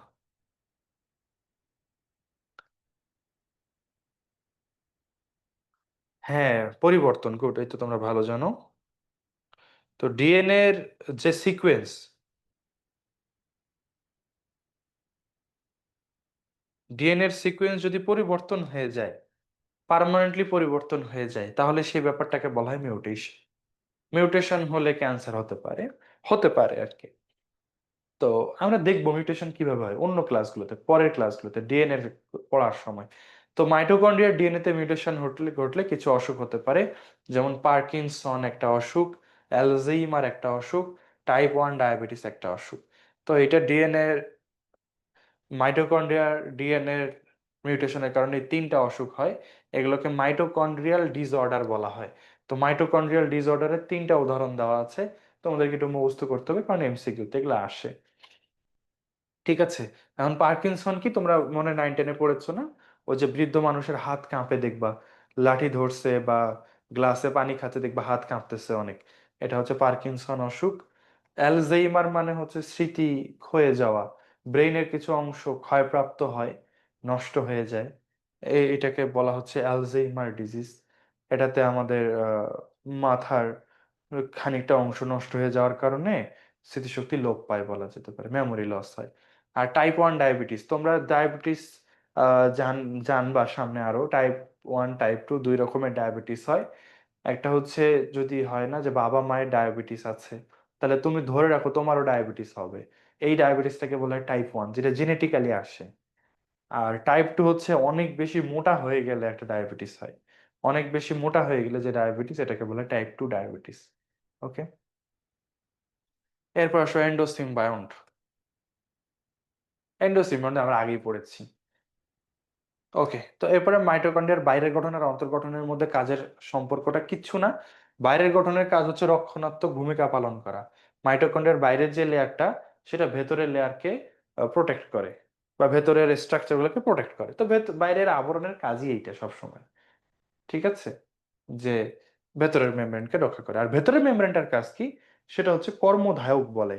কর্মধায়ক মানে মাইটোকন্ড্রিয়ার আসলে যত কাজ শক্তি উৎপাদন করা রিলেটেড, সে সব কাজই হয় ওই অন্তর মেমব্রেনে, ভেতরের মেমব্রেনেটাতে। তাই এটাকে বলা হচ্ছে কর্মধায়ক, মানে যে কাজ করে তাকে বলা হয় কর্মধায়ক, আর যে রক্ষা করে তার নাম রক্ষণাত্মক। তাহলে মাইটোকন্ড্রিয়ার বাইরের গঠনটা হচ্ছে রক্ষণাত্মক, ভেতরের গঠনটা হচ্ছে কর্মধায়ক। ঠিক আছে, ওকে। তো মাইটোকন্ড্রিয়া দিয়ে আমাদের শেষ হলো ভাই, এরপর সব প্লাস্টিড পড়বো আমরা। এগুলো সহজ পড়া, তোমাদের এগুলোতে আসলে জটিল কথা, জটিল কিছু নাই। জটিল ব্যাপার আছে সামনে, যখন আমরা ট্রান্সক্রিপশন ট্রান্সলেশন পড়বো। তোমরা কি ট্রান্সক্রিপশন ট্রান্সলেশন রেপ্লিকেশন এগুলো পড়ছো? 9-10-এ তো জাস্ট নাম ছিল মনে হয়, তাই না? খুবই জটিল ব্যাপার ভাইয়া, সামনের ক্লাসগুলোতে আছে। অনলাইনে ওগুলো বোঝাইতে বেশ কষ্ট হয়, স্টুডেন্টদেরও বুঝতে কষ্ট হয়, বাট আমি বোঝাই ছাড়বো।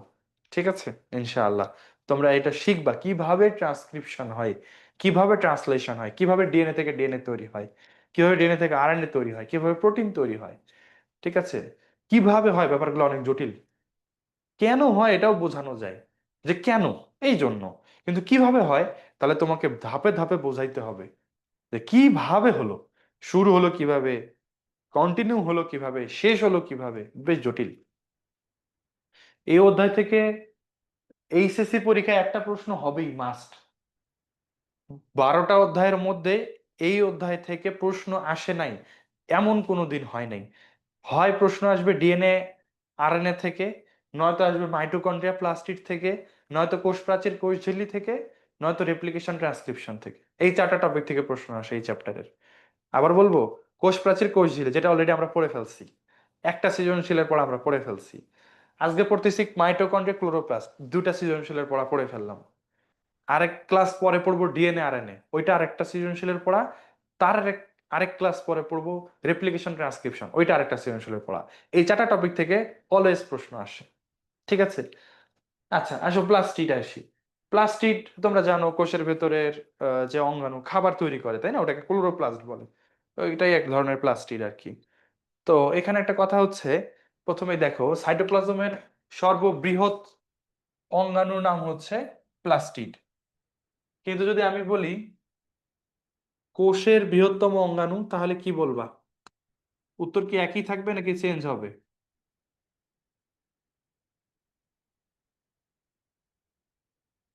কোষের বৃহত্তম অঙ্গাণু, কোষের বৃহত্তম অঙ্গাণু নিউক্লিয়াস। গুড। তাহলে দুটা কথা, কোষের বৃহত্তম অঙ্গাণু নিউক্লিয়াস।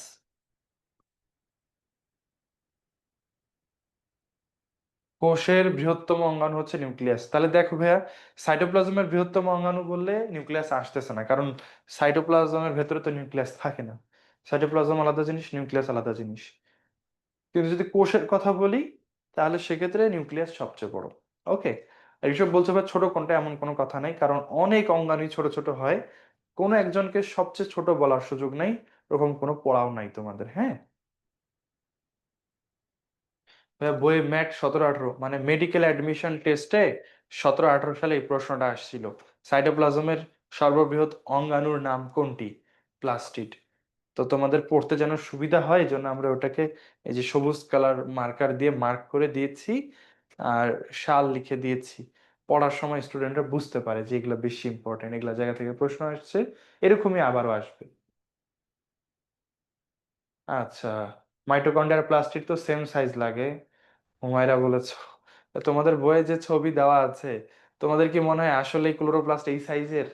সত্যি? আসলে মনে হয়? একদমই না। মাইটোকন্ড্রিয়ার চেয়ে ক্লোরোপ্লাস্ট বড়, হ্যাঁ। তোমাদেরকে এটা একটা এক্সাম্পল দিয়ে বোঝাই। এই তোমরা কত পড়লা, একটা কোষে কয়টা মাইটোকন্ড্রিয়া থাকে বলো তো? একটা কোষে মাইটোকন্ড্রিয়া কয়টা থাকে সাধারণ একটা কোষে? 300 থেকে 400টা। ঠিক আছে।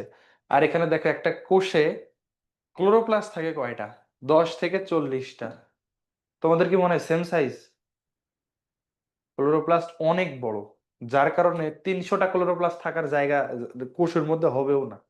বুঝছো, এটা অনেক কমই থাকে, কারণ এগুলো সাইজ বড় বড়। ওকে। আচ্ছা ভাই, আসো তাহলে আমরা পড়ছিলাম যে প্লাস্টিড হচ্ছে বৃহত্তম অঙ্গাণু। ওকে। আর আহ, সবার তো প্লাস্টিড নাই। প্রথম কথা হচ্ছে উদ্ভিদের আছে, কিন্তু ছত্রাক, ব্যাকটেরিয়া, নীলাভ সবুজ শৈবাল, যেটা আসলে আদিকোষ, আদিকোষের তার অঙ্গাণু নাই, আবরণী বেষ্টিত অঙ্গাণু নাই, প্লাস্টিড নাই আদিকোষের। নীলাভ সবুজ শৈবাল যতই সবুজ হোক, ওর প্লাস্টিড নাই, ওর আছে ক্লোরোফিল পিগমেন্ট বা বর্ণকণিকা। আর প্লাস্টিড হচ্ছে ক্লোরোফিল পিগমেন্ট ধারণকারী অঙ্গাণু। তো বলতে পারো ভাই নীলাভ সবুজ শৈবালের ক্লোরোফিল আছে, কিন্তু সেই ক্লোরোফিল ধারণকারী সুগঠিত অঙ্গাণু ক্লোরোপ্লাস্ট নাই। ঠিক আছে। আর প্রাণী কোষ আমাদের, আমাদের ক্লোরোপ্লাস্ট নাই। এই জন্য আমার খুব খারাপ লাগে, কষ্ট লাগে। আজ যদি আমাদের ক্লোরোপ্লাস্ট থাকতো, প্রথম কথা হচ্ছে আমরা কালারটা কেমন হইতো আমাদের, বলো তো কেমন কালারের হইতাম? সবুজ।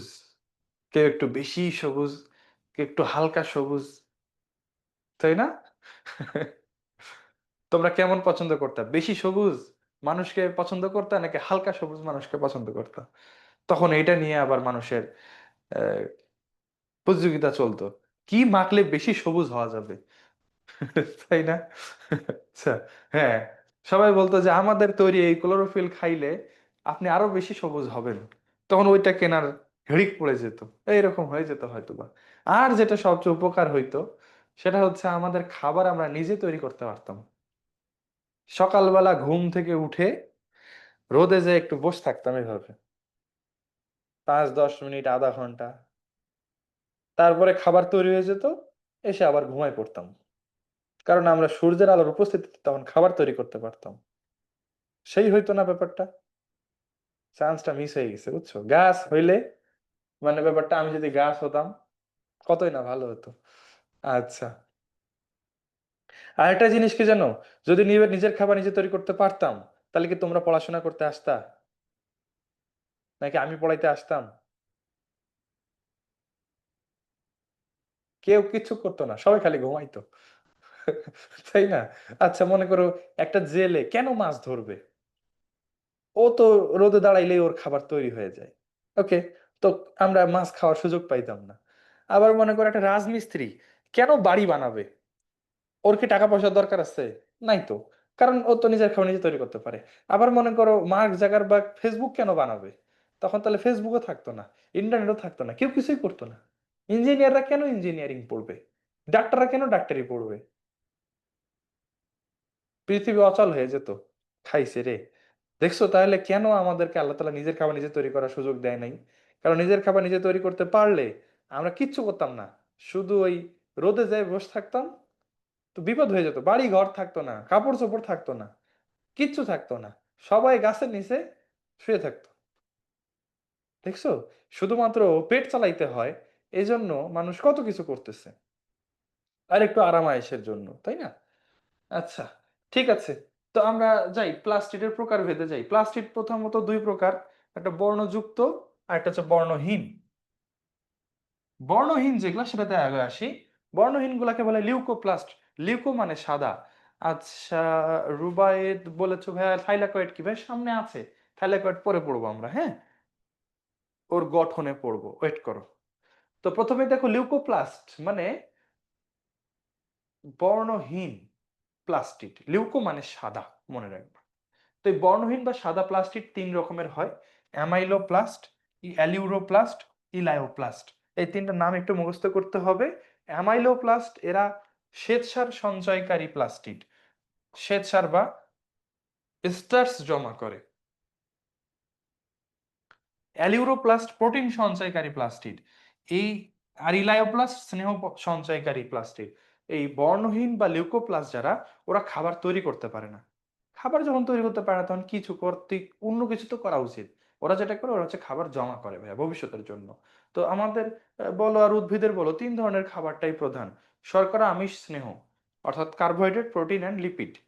তো ওরা এই তিনজন তিনটা খাবার জমা রাখে। তোমাদের পরীক্ষায় আসে যে শর্করা সঞ্চয়ী প্লাস্টিড কোনটা, তো দেখো অ্যামাইলোপ্লাস্ট। আমিষ সঞ্চয়ী প্লাস্টিড কোনটা, অ্যালিউরোপ্লাস্ট। আর লিপিড সঞ্চয়ী প্লাস্টিড কোনটা, ইলায়োপ্লাস্ট। মুখস্থ করতে হবে, হ্যাঁ। এছাড়া তোমরা বেসিক দিয়ে মনে রাখতে পারো অ্যামাইলো, অ্যামাইলেজ। অ্যামাইলেজ কি পরিপাককারী এনজাইম বলতে পারো? অ্যামাইলেজ, অ্যামাইলেজ কি পরিপাককারী এনজাইম তোমরা 9-10-এ পড়েছো?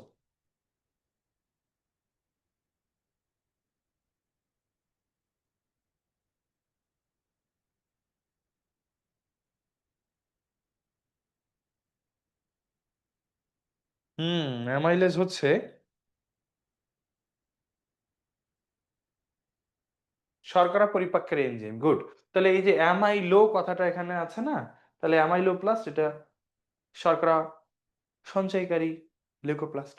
ওকে, অ্যালিউরোপ্লাস্ট প্রোটিন আর ইলায়োপ্লাস্ট স্নেহ, এটা মুখস্থ করবা। এরপর আসো ক্লোরোপ্লাস্ট, এটা তো সবুজ বর্ণের প্লাস্টিড। ওকে। আর ক্রোমোপ্লাস্ট অনেক রঙিন প্লাস্টিডও আছে। সেটা কি? এই যে রোডোপ্লাস্ট, এটা রোড থেকে রেড মনে রাখবা, রেড মানে লাল, তো লাল রঙের প্লাস্টিড হচ্ছে রোডোপ্লাস্ট।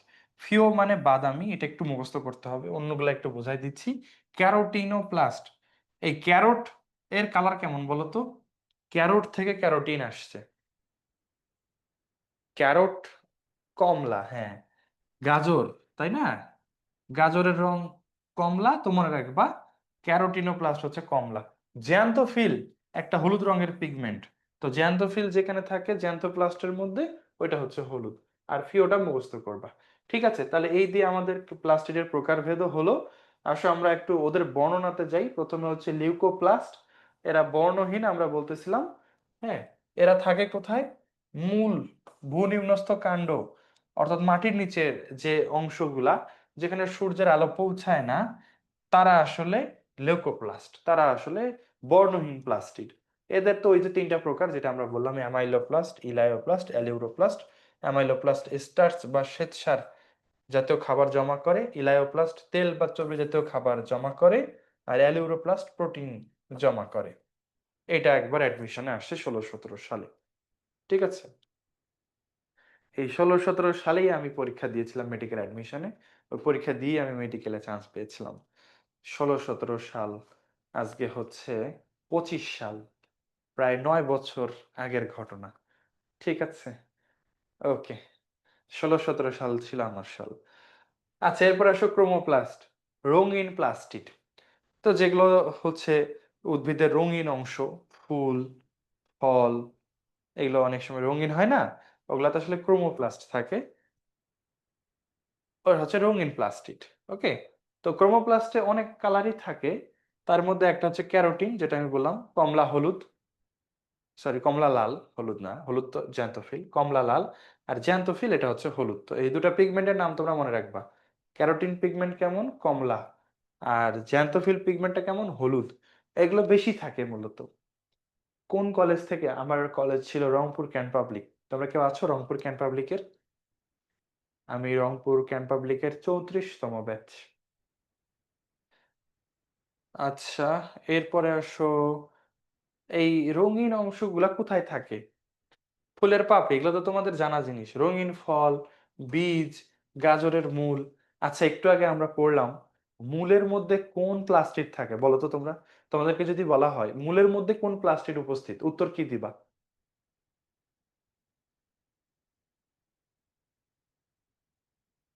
না, আমার মেডিকেল কলেজ হচ্ছে শহীদ সোহরাওয়ার্দী মেডিকেল কলেজ। নীল পিগমেন্টের নাম হচ্ছে সায়ানিন। হ্যাঁ, মূলের মধ্যে থাকে লিউকোপ্লাস্ট। গুড, ঠিক বলেছো তোমরা। কিন্তু যদি আমি বলি গাজরের মূলে কোন প্লাস্টিড থাকে, তাহলে কি বলবা? তাহলে কি লিউকোপ্লাস্ট বলবা গাজরের মূলে? তাহলে কিন্তু লিউকোপ্লাস্ট বলা যাবে না, কারণ গাজরের মূল সাদা না, গাজরের মূল হচ্ছে রঙিন। ওইখানে থাকে ক্রোমোপ্লাস্ট, ওই ক্রোমোপ্লাস্টের মধ্যে ক্যারোটিনোপ্লাস্ট বলতে পারো। তাহলে গাজরের মূলে থাকে ক্রোমোপ্লাস্ট। ওকে, ক্রোমোপ্লাস্টের কাজ কি? এটার কারণে ফুলের ফুল বা পাতা রং সুন্দর হয়, রঙিন হয়। ফলে কীটপতঙ্গ আকৃষ্ট হয় এবং উদ্ভিদের পরাগায়ন সম্পন্ন হয়, তাই না? রঙের কারণে ফলের বিস্তার হয়, বীজের বিস্তার হয়। তোমরা দেখো একটা সুন্দর লিচু, একটা বাদুড় এক জায়গা থেকে আরেক জায়গায় নিয়ে যাচ্ছে, তাহলে বীজটার বিস্তরণ হচ্ছে। ধরো তো, তুমি থাকো বিদেশে, হতে পারে তোমার আব্বু আমের মৌসুমে দেশ থেকে আম বিদেশে পাঠাই দিল তোমার খাওয়ার জন্য, তাই না? হতে পারে না? তাহলে গাছের পক্ষে কি কোনোদিন সম্ভব ছিল তার এই ফলকে সে পৃথিবীব্যাপী ছড়াই দেবে? এটা পসিবল গাছের পক্ষে না। এই জন্য গাছ ফুল ফল রঙিন করে যেন অন্যরা ওর বীজ ছড়াই দেয়, এবং তাই করি আমরা।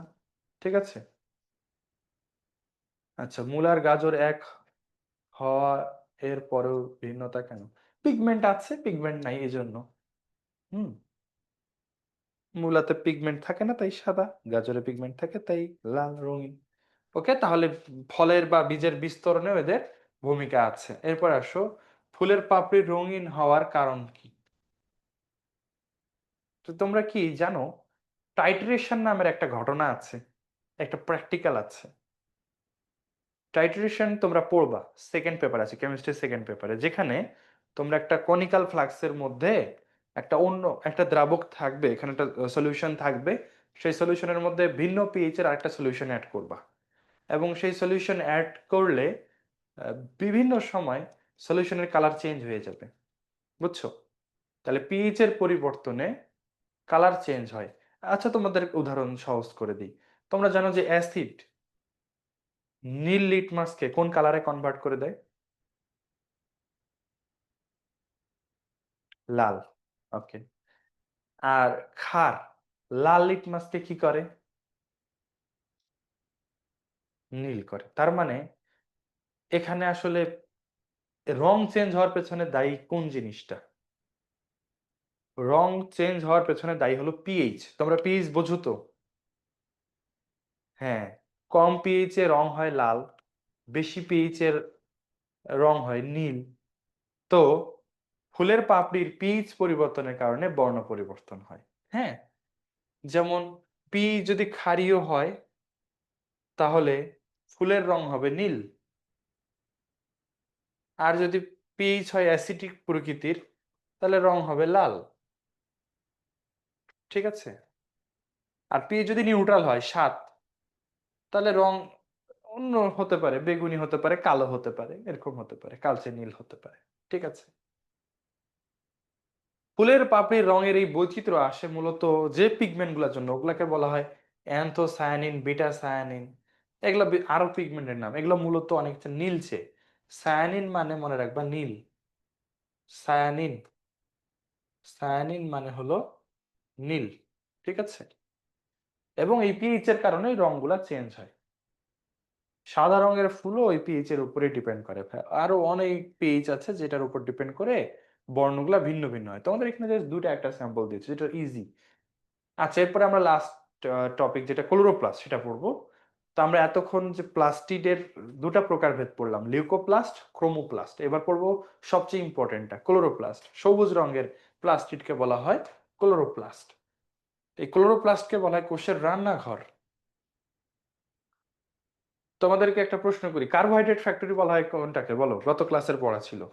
কার্বোহাইড্রেট ফ্যাক্টরি বলা হয় কোনটিকে?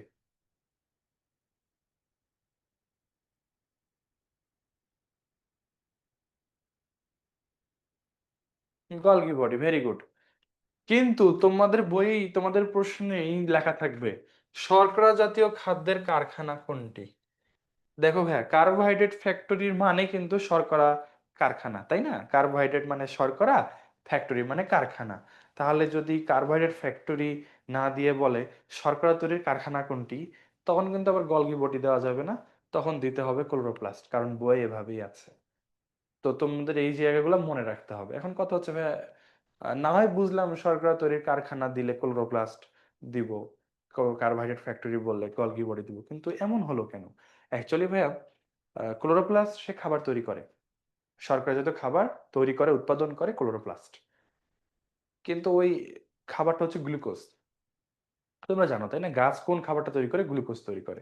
তো গ্লুকোজ তো হচ্ছে একক শর্করা, মনোস্যাকারাইড। অনেকগুলা গ্লুকোজ আবার একসাথে করে সেখান থেকে বড় শর্করা তৈরি করে গলগি বডি, বলতে পারো স্টার্চ তৈরি করে গলগি বডি। বড় ধরনের শর্করা, ছোট ছোট একক একসাথে করে বড় শর্করা তৈরি করে গলগি বডি।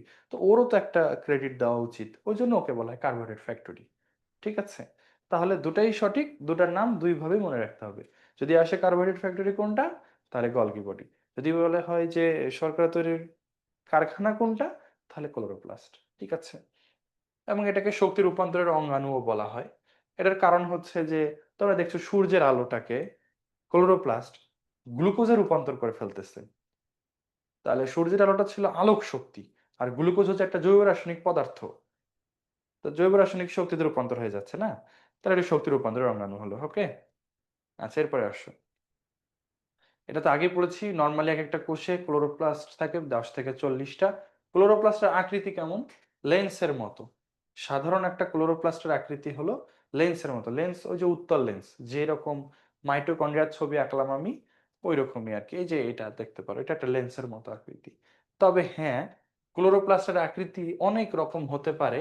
শৈবালের ক্ষেত্রে সাধারণত ক্লোরোপ্লাস্টের আকৃতি অনেক রকম পাওয়া যায়। আমরা এখন একটু ছবিগুলো দেখবো, আসো।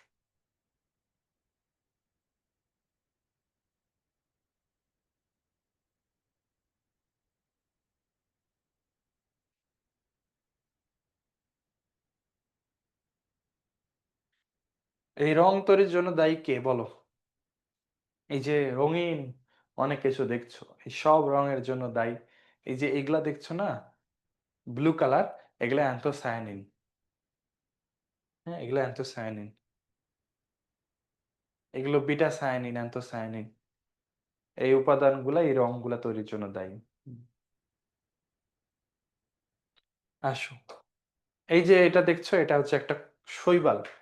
উঁচু শ্রেণীর উদ্ভিদে ক্লোরোপ্লাস্টের আকৃতি লেন্সের মতো হলেও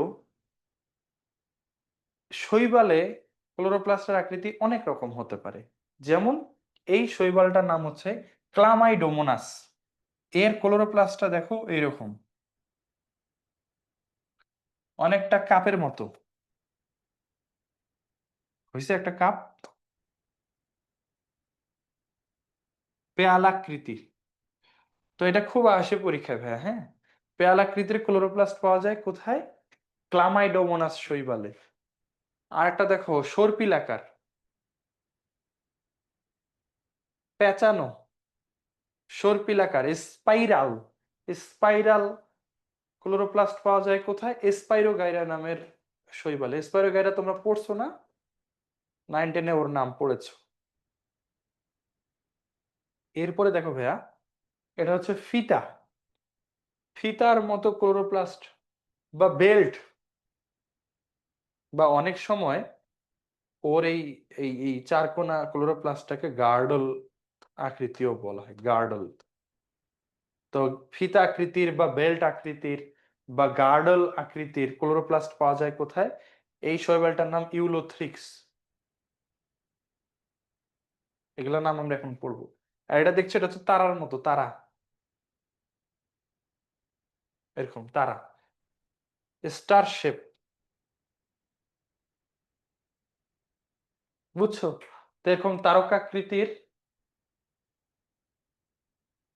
ক্লোরোপ্লাস্ট পাওয়া যায় কোথায়? জিগনেমা নামের একটা শৈবালে। তো আসো আমরা এখন এটা দেখি, কারণ এগুলো এমসিকিউতে আসে, এগুলো তোমাদেরকে মুখস্থ করতে হবে। ঠিক আছে, প্রথমটা হচ্ছে পেয়ালাকৃতির ক্লোরোপ্লাস্ট কোথায় পাওয়া যায়? ক্লামাইডোমোনাসে।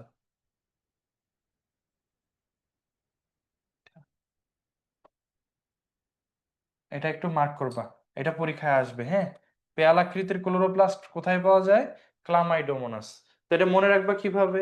এই যে ক্লামাইডোমোনাসের নামের শুরুতে দেখো CHLA আছে, তো CHLA, এটার মধ্যে থেকে এলটা বাদ দাও, তাহলে হয়ে যাবে CHA। CHA, চা। চা আমরা কিসে খাই? পেয়ালাতে খাই।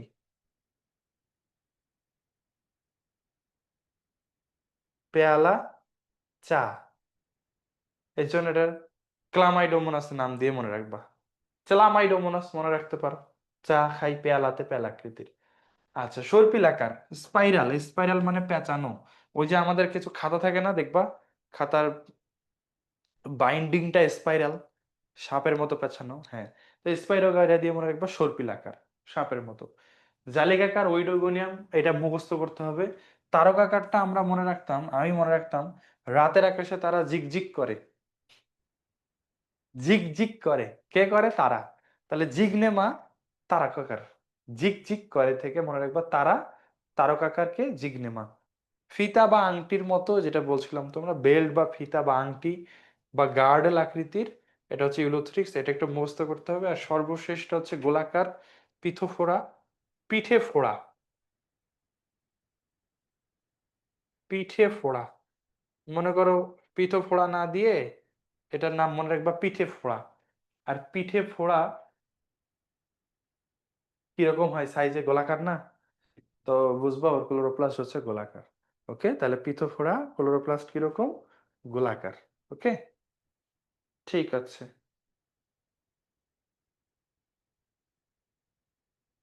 এই দিয়েছিল আকৃতি। এরপর আসো আমরা চলে যাই আমাদের ক্লোরোপ্লাস্টের গঠনে। ক্লোরোপ্লাস্টের গঠনটা পড়ে আসো, তাহলে আমাদের আজকের পড়া শেষ হবে। ক্লোরোপ্লাস্টের গঠন আর কাজ করলে আজকের পড়া শেষ। প্রথমেই দেখো, মাইটোকন্ড্রিয়ার মতোই ওর আবরণ দুই স্তর বিশিষ্ট। এই একটা স্তর, এই আরেকটা স্তর। তবে এর ভেতরের স্তরগুলো এভাবে ভাঁজ হয় না, এটা জাস্ট দুটা স্তরই, বহিঃস্তর, অন্তঃস্তর। এরপরে এর ভেতরে যে তরল পদার্থ, এগুলাকে বলা হয়, সবার ভেতরের তরল পদার্থকে ম্যাট্রিক্স বললেও ক্লোরোপ্লাস্টের ভেতরের তরল পদার্থকে বলা হয় স্ট্রোমা। কি নাম বললাম? স্ট্রোমা। ঠিক আছে, তাহলে দুইটা আবরণ হলো, স্ট্রোমা হলো। এরপরে দেখো, ওই যে বৃত্তাকার ডিএনএ, মাইটোকন্ড্রিয়া তো বৃত্তাকার ডিএনএ আছে, ক্লোরোপ্লাস্টেও বৃত্তাকার ডিএনএ আছে। ঠিক আছে, এরপর মাইটোকন্ড্রিয়াতেও 70S রাইবোজোম আছে, ক্লোরোপ্লাস্টেও 70S রাইবোজোম আছে, কারণ এরা দুজনাই আগে ব্যাকটেরিয়া ছিল, তাই না? পরে অঙ্গাণু হয়েছে। এরপরে আসো, ক্লোরোপ্লাস্টের ভিতরে যেহেতু শর্করা তৈরি হয়, তো এখানে মাঝে মাঝে কিছু তুমি শ্বেতসার দানা পাবা। শ্বেতসার মানে এক ধরনের শর্করা, স্টার্চ বা শ্বেতসার এখানে পাওয়া যাবে, মাঝে মাঝে কিছু শর্করা পাওয়া যায়। এরপরে তোমরা বলো তো, একটা মানুষ যদি সারাদিন ভাত খায়, 3-4 বেলা ভাত খায়, তার শরীরে কি জমা হয়? বলো তো শুনি। সারাদিন ভাত খাইলে কি ভাত জমা হয় বডিতে? সারাদিন ভাত খেলে আসলে চর্বি জমা হয়, তাই না?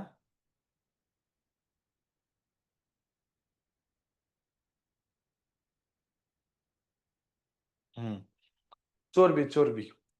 তো একইভাবে এই ক্লোরোপ্লাস্টের ভেতরে যেহেতু অনেক শর্করা থাকে, তো কোনো কোনো শর্করা চর্বিতেও রূপান্তর হয়। এই জন্য মাঝে মাঝে তুমি এখানে তেল বিন্দু পাবা, কারণ তেল হচ্ছে চর্বি জাতীয় পদার্থ।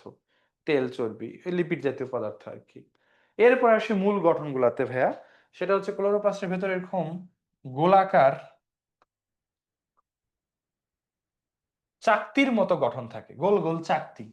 যদি আরো ভালো ছবি দেখাই, এটা দেখো। তো এই যে গোল গোল চাকতির মতো জিনিসগুলো দেখছো না, এগুলাকে বলা হয় থাইলাকয়েড। থাইলাকয়েড, এরকম মনে করো একটা একটা করে পয়সা, ঠিক আছে, একটা একটা করে পয়সা। এই পয়সার মতো গঠনগুলোকে বলা হয় থাইলাকয়েড। আর এই থাইলাকয়েডের স্তূপকে বলা হয় গ্রানাম। ধরো এখানে 10টা থাইলাকয়েড আছে, এই 10টাকে একসাথে বলা হয় গ্রানাম।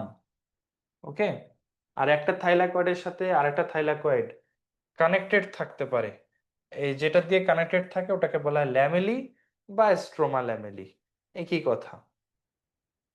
তো এই ছিল ক্লোরোপ্লাস্টের গঠন। আমরা ক্লোরোপ্লাস্টের গঠনটা এবার আঁকবো। আসো, এইটা আমরা মাইটোকন্ড্রিয়া আঁকছিলাম, এবার ক্লোরোপ্লাস্টের গঠনটা আঁকবো। তোমরাও আঁকো। প্রথমে এরকম লেন্স আকৃতির একটা স্ট্রাকচার দিবা, এটা দ্বিস্তরী, তাই দুটা স্তর দিবা। এর ভেতরে দিতে হবে আগে আমাদের এগুলা চাকতির মতো গঠন, এগুলাকে বলে থাইলাকয়েড।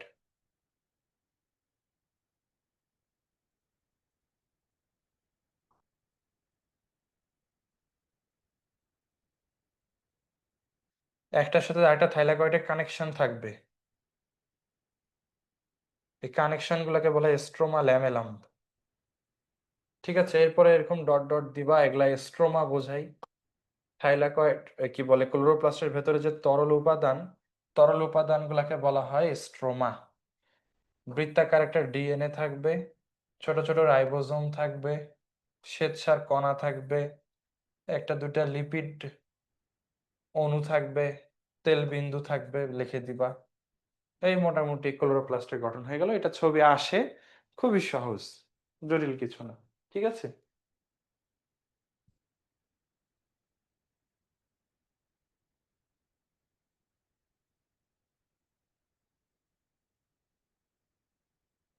হুম। তাহলে এই ছিল আমাদের ক্লোরোপ্লাস্টের গঠন। আসো ক্লোরোপ্লাস্টের গঠনটা একটু দেখি আরেকবার, এবং এটার পয়েন্টগুলো একটু পড়ি। তাহলে প্রথমেই দেখো আবরণী বা ঝিল্লি।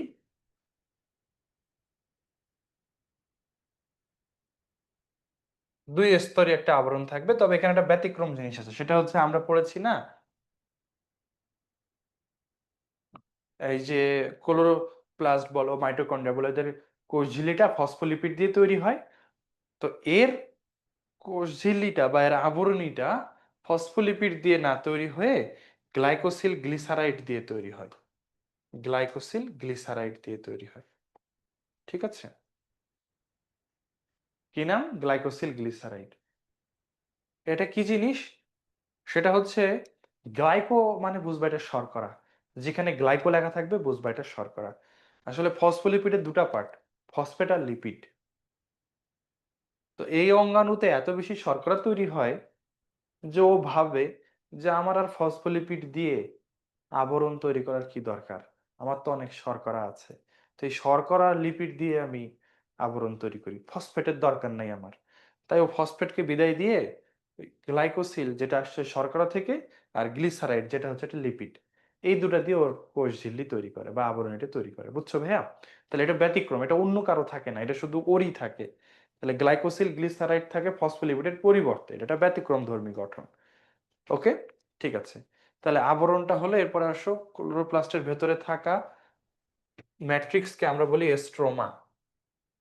ওকে।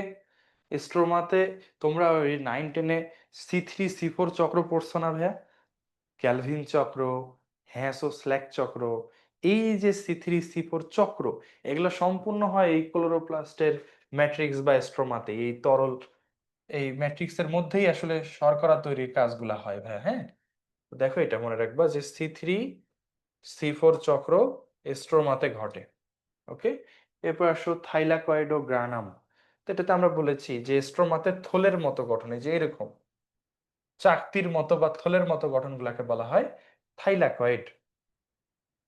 এবং থাইলাকয়েডের স্তূপকে কি বলে? গ্রানাম বলে। গ্রানাম বলে। তো থাইলাকয়েডের এক একটা স্তূপে 10 থেকে 100টার মতো থাইলাকয়েড থাকতে পারে। তাহলে 10 থেকে 100টা পরপর থাইলাকয়েড মিলে একটা গ্রানাম তৈরি করে।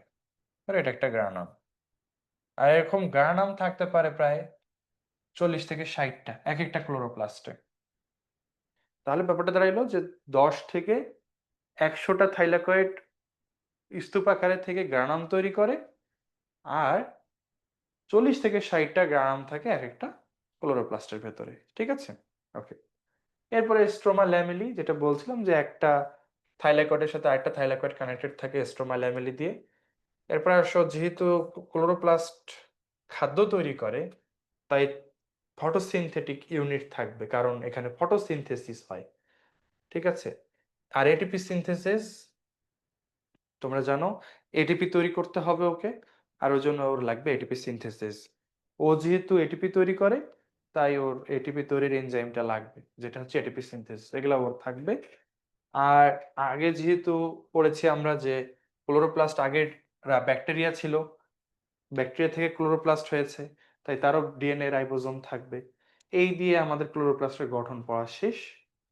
আসে এবার আমরা ক্লোরোপ্লাস্টের কাজ পড়ব।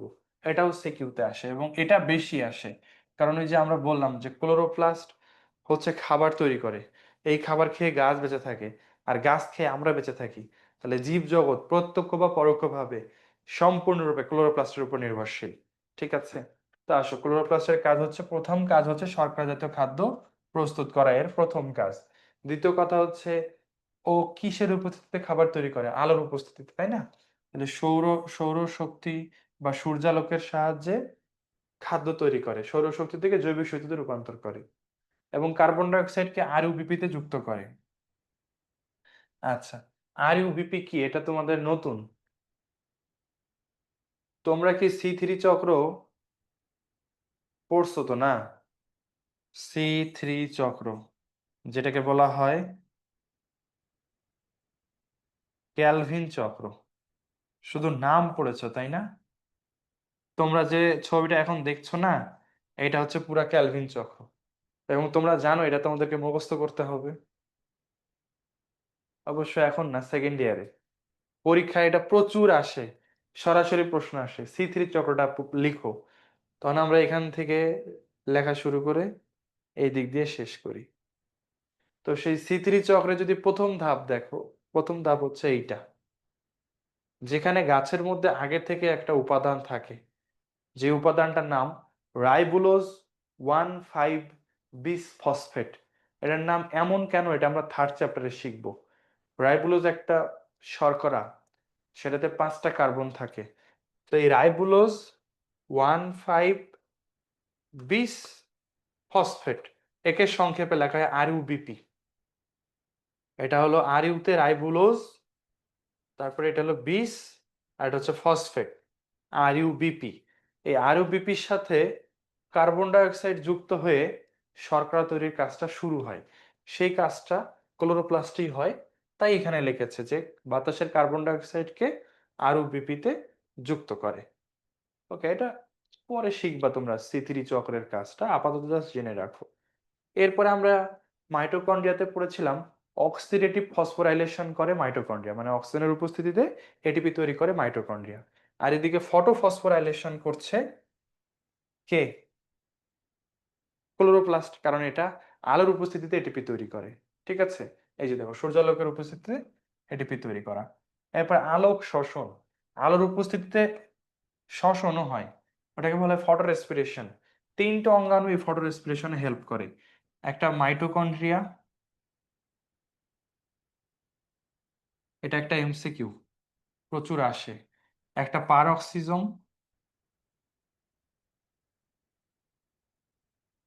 আর একটা এই ক্লোরোপ্লাস্ট, 3জন মিলে আলোক শ্বসন সম্পন্ন করে, ফটো রেসপিরেশন। ঠিক আছে? এরপর সাইটোপ্লাজমিক ইনহেরিটেন্স। সাইটোপ্লাজমিক ইনহেরিটেন্স মানে কি? ইনহেরিটেন্স মানে বংশগতি, একজনের বৈশিষ্ট্য পরের বংশে নিয়ে যাওয়াকে বলা ইনহেরিটেন্স। তো আমাদের একটা কোষ থেকে আরেকটা কোষ যখন তৈরি হয়, তো নিউক্লিয়াস থেকে তো নিউক্লিয়াসও তৈরি হয়। তো কোষের সমস্ত বৈশিষ্ট্য নিউক্লিয়াসের এই ক্রোমোজোমের মাধ্যমে এক কোষ থেকে আরেক কোষে যায়। কিন্তু দেখো ভাই, সাইটোপ্লাজমে কি নিউক্লিয়াস থাকে? উত্তর হচ্ছে না। সাইটোপ্লাজম তো নিউক্লিয়াসের বাইরে। তো আমি যদি বলি যে সাইটোপ্লাজমের বৈশিষ্ট্যগুলা কার মাধ্যমে যাবে, তাহলে উত্তর হচ্ছে সাইটোপ্লাজমের মধ্যে তো ক্লোরোপ্লাস্ট থাকে, ক্লোরোপ্লাস্টের মধ্যে ডিএনএ থাকে। তো সেই ডিএনএ এই সাইটোপ্লাজমের বৈশিষ্ট্যগুলা বহন করে পরের কোষের সাইটোপ্লাজমে নিয়ে যাবে। এটাকে বলা হয় সাইটোপ্লাজমিক ইনহেরিটেন্স। তোমরা মনে রাখবা সাইটোপ্লাজমিক ইনহেরিটেন্সে হেল্প করে কে? ক্লোরোপ্লাস্ট। ঠিক আছে? এই। আর এখানে মাইটোকন্ড্রিয়া এবং ক্লোরোপ্লাস্টের পার্থক্য আছে। পার্থক্য তোমরা নিজেরাই রিডিং পড়ে নেবা। এছাড়াও মাইটোকন্ড্রিয়া এবং ক্লোরোপ্লাস্টের কিছু মিলও আছে। অমিল তো আছেই, মিলও আছে। মিলগুলা কি? মাইটোকন্ড্রিয়া ক্লোরোপ্লাস্ট দুটাই পর্দা বেষ্টিত অঙ্গাণু, দুজনেরই আবরণী আছে। দুজনেই নিজের নিজের প্রতিরূপ তৈরি করতে পারে। মাইটোকন্ড্রিয়াও নিজের মতো মাইটোকন্ড্রিয়া তৈরি করতে পারে, ক্লোরোপ্লাস্টও নিজের মতো ক্লোরোপ্লাস্ট তৈরি করতে পারে। দুই অঙ্গাণুতেই নিজের 7 রাইবোসোম এবং বৃত্তাকার ডিএনএ আছে। দুই অঙ্গাণুতে ইলেকট্রন ট্রান্সপোর্ট চেইন আছে যেখানে এটিপি তৈরি হয়। দুই অঙ্গাণুই এক প্রকার শক্তিকে অন্য প্রকার শক্তিতে রূপান্তর করে। তো এই 5টা মিল আছে। অনেক সময় রিটেনে আসে যে ওই দুটা অঙ্গাণুর মধ্যে মিল দেখাও। যেমন তোমাদের উদ্দীপকে থাকবে, ক্লাসে শিক্ষক একদিন পড়াচ্ছিলেন দুটা অঙ্গাণু নিয়ে। একটা অঙ্গাণু শক্তিঘর, আরেকটা অঙ্গাণু রান্নাঘর। এটাই উদ্দীপক। তাহলে শক্তিঘর কোনটা? মাইটোকন্ড্রিয়া। রান্নাঘর কোনটা? ক্লোরোপ্লাস্ট। ঘ নম্বরে বলবে যে ওই শক্তিঘর আর রান্নাঘরের মধ্যে সাদৃশ্য বর্ণনা করো। তো 5টা সাদৃশ্য তোমরা লিখবা। ঠিক আছে? আর এরপরে আছে লিউকোপ্লাস্ট, ক্রোমোপ্লাস্ট, ক্লোরোপ্লাস্ট। 3টা প্লাস্টিডের পার্থক্য এটা আমরা পড়েছি, তোমরা এটা রিডিং পড়বা। তোমাদের পড়া আজকে এই পর্যন্তই। নেক্সট দিনে আমরা পড়বো সেন্ট্রিওল থেকে। ইটিসি এর ফুল নাম হলো ইলেকট্রন ট্রান্সপোর্ট চেইন। ঠিক আছে? তাহলে আগামীকাল শুক্রবার, আগামীকালকে আমরা পড়বো এই সেন্ট্রিওল থেকে বাকিটুকু, বাকি যতখানি সিলেবাসে দেওয়া আছে। হ্যাঁ, আর তোমাদের পরীক্ষা কিন্তু কালকে সকালেই হবে, তাই ভালো করে প্রিপারেশনটা নিয়ে নাও। আর পোল আমি আজকে সেট করেছিলাম, কিন্তু যে টেকনিক্যাল একটু প্রবলেমের কারণে ওগুলো নষ্ট হয়ে গেছে। কালকের ক্লাসে আমরা দেবো ইনশাল্লাহ। আজকের ক্লাসের পড়া থেকে কারো কোনো জিজ্ঞাসা থাকলে বলতে পারো। আজকে রাতে তোমাদের গ্রুপে আমি পোল দিব না, তোমরা গ্রুপেই পোল সলভ করিও। ঠিক আছে? ওকে, যদি প্রশ্ন না থাকে তাহলে আজকে এই পর্যন্তই। অনেক রাত হয়ে গেছে, ঘুমায় পড়ো। বায়োলজি পড়েই ঘুমাই গেলা, ভালোই হলো ব্যাপারটা। ঠিক আছে? ওকে, আল্লাহ হাফেজ। আসসালামু আলাইকুম রহমতুল্লাহি ওয়া বারাকাতুহু।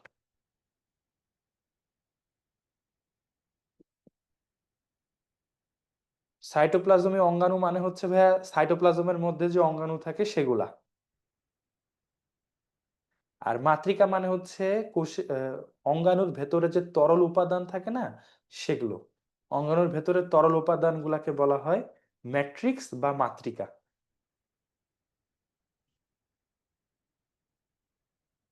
ঠিক আছে ভাইয়া, পুরা ভালো থাকো সবাই। ওয়ালাইকুম আসসালাম। আসসালামু আলাইকুম রহমতুল্লাহি ওয়া বারাকাতুহু।